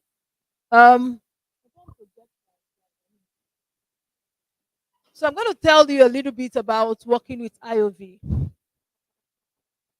So IOV Lab was founded in 2016 by 4 Argentinians with the intention of kind of bringing a decentralized form of finance to everybody, to the marketplace, to those who do not have opportunity. Especially, a lot of people are opportune to have a traditional financial system. That's the banking sector. But we are moving away from that to a decentralized form of or a decentralized ecosystem where everybody through blockchain can be able to do anything. I mean, you can do it. Blockchain has this power that you can do anything with blockchain if you understand what blockchain means. Okay? All right. So, like I said, in 2016, 4 persons came up just to come up with IOV Labs. IOV Labs means Internet of Value. I'm sure you must have heard about it during the sections, Internet of Value. And this is because we are more focused on bringing value to the blockchain community. The internet is already filled with a lot of information. There are kind of an information overload. During the pandemic in 2020, that was when a lot of people started reading online, on WhatsApp group, everybody is sending information. There are a whole lot of information out there. But we are looking at this internet that gives value to everyone involved. So that's why we have Internet of Value, simply IOV Labs. So we are a blockchain company, yeah, 100% blockchain. And we are global. We have over 150 employees around the world, and we are located in over 35 countries. We have people in Singapore, we have in Brazil, we have in Argentina, which is where the organization started from, and we have some guys in Uruguay. We have a lot of people. We have persons in Uruguay as well, which is where we have an office, a legal entity to employ people directly. We also have some persons in the UK. We have in the US. I mean, when I say 35 countries, it means that, okay, we are not in everywhere in the world because we have over, how many countries do we have in the world? Yet. So we are just in about 35 to 37 countries, over 35 countries in the world. So we are not everywhere. But we also have some people, like you can have someone from Brazil living in the US. So we just classify you where you're based. Okay? So some of these talents are based everywhere in the world. So we are global, we are remote, 100% remote. You have opportunity to work from anywhere. Okay, for instance, yesterday when I was coming to Port Harcourt, my flight was supposed to be 7 a.m. So I leave maybe for 5 minutes from the airport or 1 hour, but because of traffic, I have to leave my house by 5. I mean, I woke up by 4, got ready, and started leaving by 5. Yeah. I live in Lekki, the airport is in Ikeja. So I got to the airport only to realize that the flight has been moved to 11, although I finally flew by 12. So what did I do? I just brought down my laptop. I said, guys, the joke is on you. Everywhere is an office for me. I brought out my laptop, went upstairs. If you know the Lagos airport, went upstairs, got a table, got a seat, and I started working there. So when it was noisy, I went to the last floor, the 3rd floor, and I started having interviews. I have about 3 interviews. I'm a HR professional. I had about 3 interviews before I came. I was supposed to have another interview by 1, but we landed at exactly just 2 minutes. As soon as I landed, I went to a restaurant inside the airport and I had another interview before coming down to the hotel. So this means that, I mean, I don't need an office to work. I don't need to go to, this is the new age of work. The now of, yeah, the future of work. We're not even looking at the future. We are in the now of work. So it's happening right now. But again, IOV, if you don't feel like working at home, maybe you have a lot of friends, you have people around you, we also give you opportunity to use a WeWork station. So you can go to a WeWork station close to you. I mean, we have it everywhere in Lagos. I'm sure we have it here as well. Co-working spaces, I mean, let's call it that. So you work from there and the company takes care of that 100%. Because just want you to be at right mind. Some guys, mostly guys, have so many friends at home. So, or brothers, so they can't work from home. So we also help you take care of that. You go to a co-working space, the company takes care of that. Put your hands together for IOV. So we also give you great benefits. I mean, these learnings and all of that. For people like us who like learning, is also a great benefit for everyone. We give you 20 days paid holidays, plus 3 personal leave you might want to take. We also give you up to 30 days sick leave. Nobody wants to be sick, but I mean, in a year, you can have malaria. It's not every time. So people don't believe they can be sick. So let me not say. But in case you have back to work. So we have some open roles. I just wanted to tell you some wonderful things happening at IOB, but let's just do this. Open roles. No, maybe some people don't want to. They just want to hear open roles, yeah. So these open roles, I mean, you can go to our website and you see much more. And we're a growing organization. We have roles coming up at every opportunity, These roles are not mostly replacement, they're just new roles. So we have data analysts.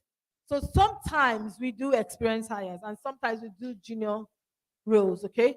But one thing I want you guys to take away from this meetup is for you to constantly develop yourself as much as you can. I mean, everything is there on the internet. I hired someone who went from a community manager to a data analyst. And she said she never paid any money, like going to classes and all of that. She learned everything on the internet. You know, the SQL, all of those tableaus and all of those things, they are there. You just have to pick up your laptop. In fact, most ladies and guys too spend a lot of time on YouTube. But you can do all of this, learn as much as you can. All we need to know is, can you do it? We don't want to know how many certificates or certifications you've done, though I encourage you, if you can, get them. But can you really do that assignment if it's assigned to you? Please try and learn. Learn from everybody. Learn on the YouTube. Ask friends.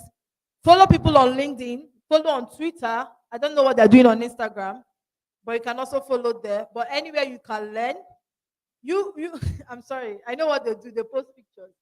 But we are talking about the world of work here. So don't let it be because you know Tableau, but you don't know SQL. That's why you didn't get that job. I mean, because if you know one, most of these things are related, especially in the field that you have chosen to work on. In that part you have chosen, make sure you learn everything you can. Look out for instance, you heard Gino. If you like what he's doing and you want to probably be a developer advocate, or you want to be a content or a technical content writer like Owanete, go to their profiles. What have they done? I mean, these are people who have all of these things we are seeing. We are all like, this is everything we've done. You see this meetup, I don't go, I'm tired. I mean, when I was in Unilag, there is no place that they're having HR for me that I did not go. And those are the things that build me up. It's not as if it's a waste of time, but some section of the summary of all of this is one day you see yourself becoming those people you've listened to, and who you listen to matters. So please, try as much as possible to develop yourself. I can never overemphasize self-development. Back-end developer, a lot of people here are developers, okay? But please learn the skills too. Be good. No one will reject you when you're a good developer. I interview developers every time. I will give codility. I can talk to you and you are very good. Then we give you codility test. I don't know if you know about. I did not write it well, but I know that this guy is good. I'll go and talk to the hiring manager. Please, can you give this guy a chance? Talk to him. I interviewed someone yesterday when I told you guys I was coming from the airport, and this person was a business analyst. Okay, the role is not here, but it's open too. So that's why I say go to our go to our LinkedIn or just follow us. You see all of those on our website. So this lady was good. She's a developer. I mean, she has some other things, but that wasn't what I was looking for. I was looking for a business analyst. So I had to message the hiring manager and say, please, can you talk to this person? And he asked me, was she okay? I said, yeah, she's okay. Do you like her? Did she come across to you as a potential? If I said no, that is it. But I said, well, it may not be on this particular role, but I think you can talk to her because she has underlying potentials that I wanted him to. I mean, even if you don't take this person now, we can have something in the future that we can give her. So those are the things that I want us. I mean, I'm passionate about African talent. I'm passionate about Nigerian talent because, guys, I talk to a lot of people from different countries. They are not better than us. I can tell you, they are not better than us at all. Just recently, I even said, I mean, I've been in this HR profession for over 8 years. I've been heading recruitment for about 5 years now. But then, I speak to Nigerians all the time. But when I started speaking to international talents, that is 2019. That was when I went global and started speaking with international talent. For over 6 months this year, I did not recruit any Nigerian. It was international talent. But then when I speak to them, I'm like, we can get this talent here. So I came back and I'm trying to come back. So it's not like this person is most times they build themselves and we also need to build ourselves. But I'm so happy about our front-end developers. In fact, our developers generally, we are doing well. We are really doing well. We have a lot of software engineers in Nigeria that are really, really good. Product managers, I can tell you that in blockchain, we don't really have very good product managers in Nigeria. We don't really have them. They might be good locally, but when you put them on that platter of international product managers, they don't really match up. But we can do that. As youngsters, as young tech guys, we can really do that. What do we need? For instance, in my organization, we have very solid product managers, very solid guys. You can follow them, look through their profile, and start building yourself. That was how I grew as an HR person. I looked through all the very top HR professionals. Oh, this person has a master's. For tech guys, you can, but those things, the skills that everybody is looking for. I have to go get my master's immediately. This person has CIPM, 2 years. Okay, no wala, I'll have to go get that. These guys have L&D in this profession. I have to go get that. So I was just constantly developing myself. I don't need to build. I don't need to, but I need to do that. So this is what I'm saying for everyone here. Constantly develop yourself in the field that you have chosen. Full stack developer, front-end developer. I need to end here. I need to end here, but just go to our website and you see all of that. Then, if you follow us on LinkedIn, you always see our posts. If you follow us on social media, you can always see this. My name is Constance. I'm also Constance on LinkedIn. Constance Anyam, Anyam. So you can follow me on LinkedIn. I almost all the time post jobs or repost jobs from my colleagues. So you can always get that. But it may not always be with IOV. It can be with another international company. It can be, but please, please, please make sure you develop yourself. Look out for those skills, build them intentionally. Build those skills. Okay? Do I have a yes, yes? So we have great talent here. For you to even leave whatever you are doing today to come sit down here, that means you are ready for another level. Put your hands together for yourself.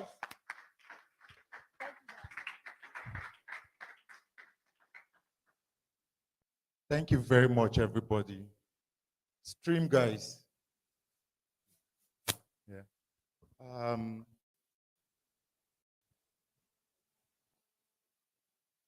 Yes. Thank you much, everybody, for staying with us. Okay.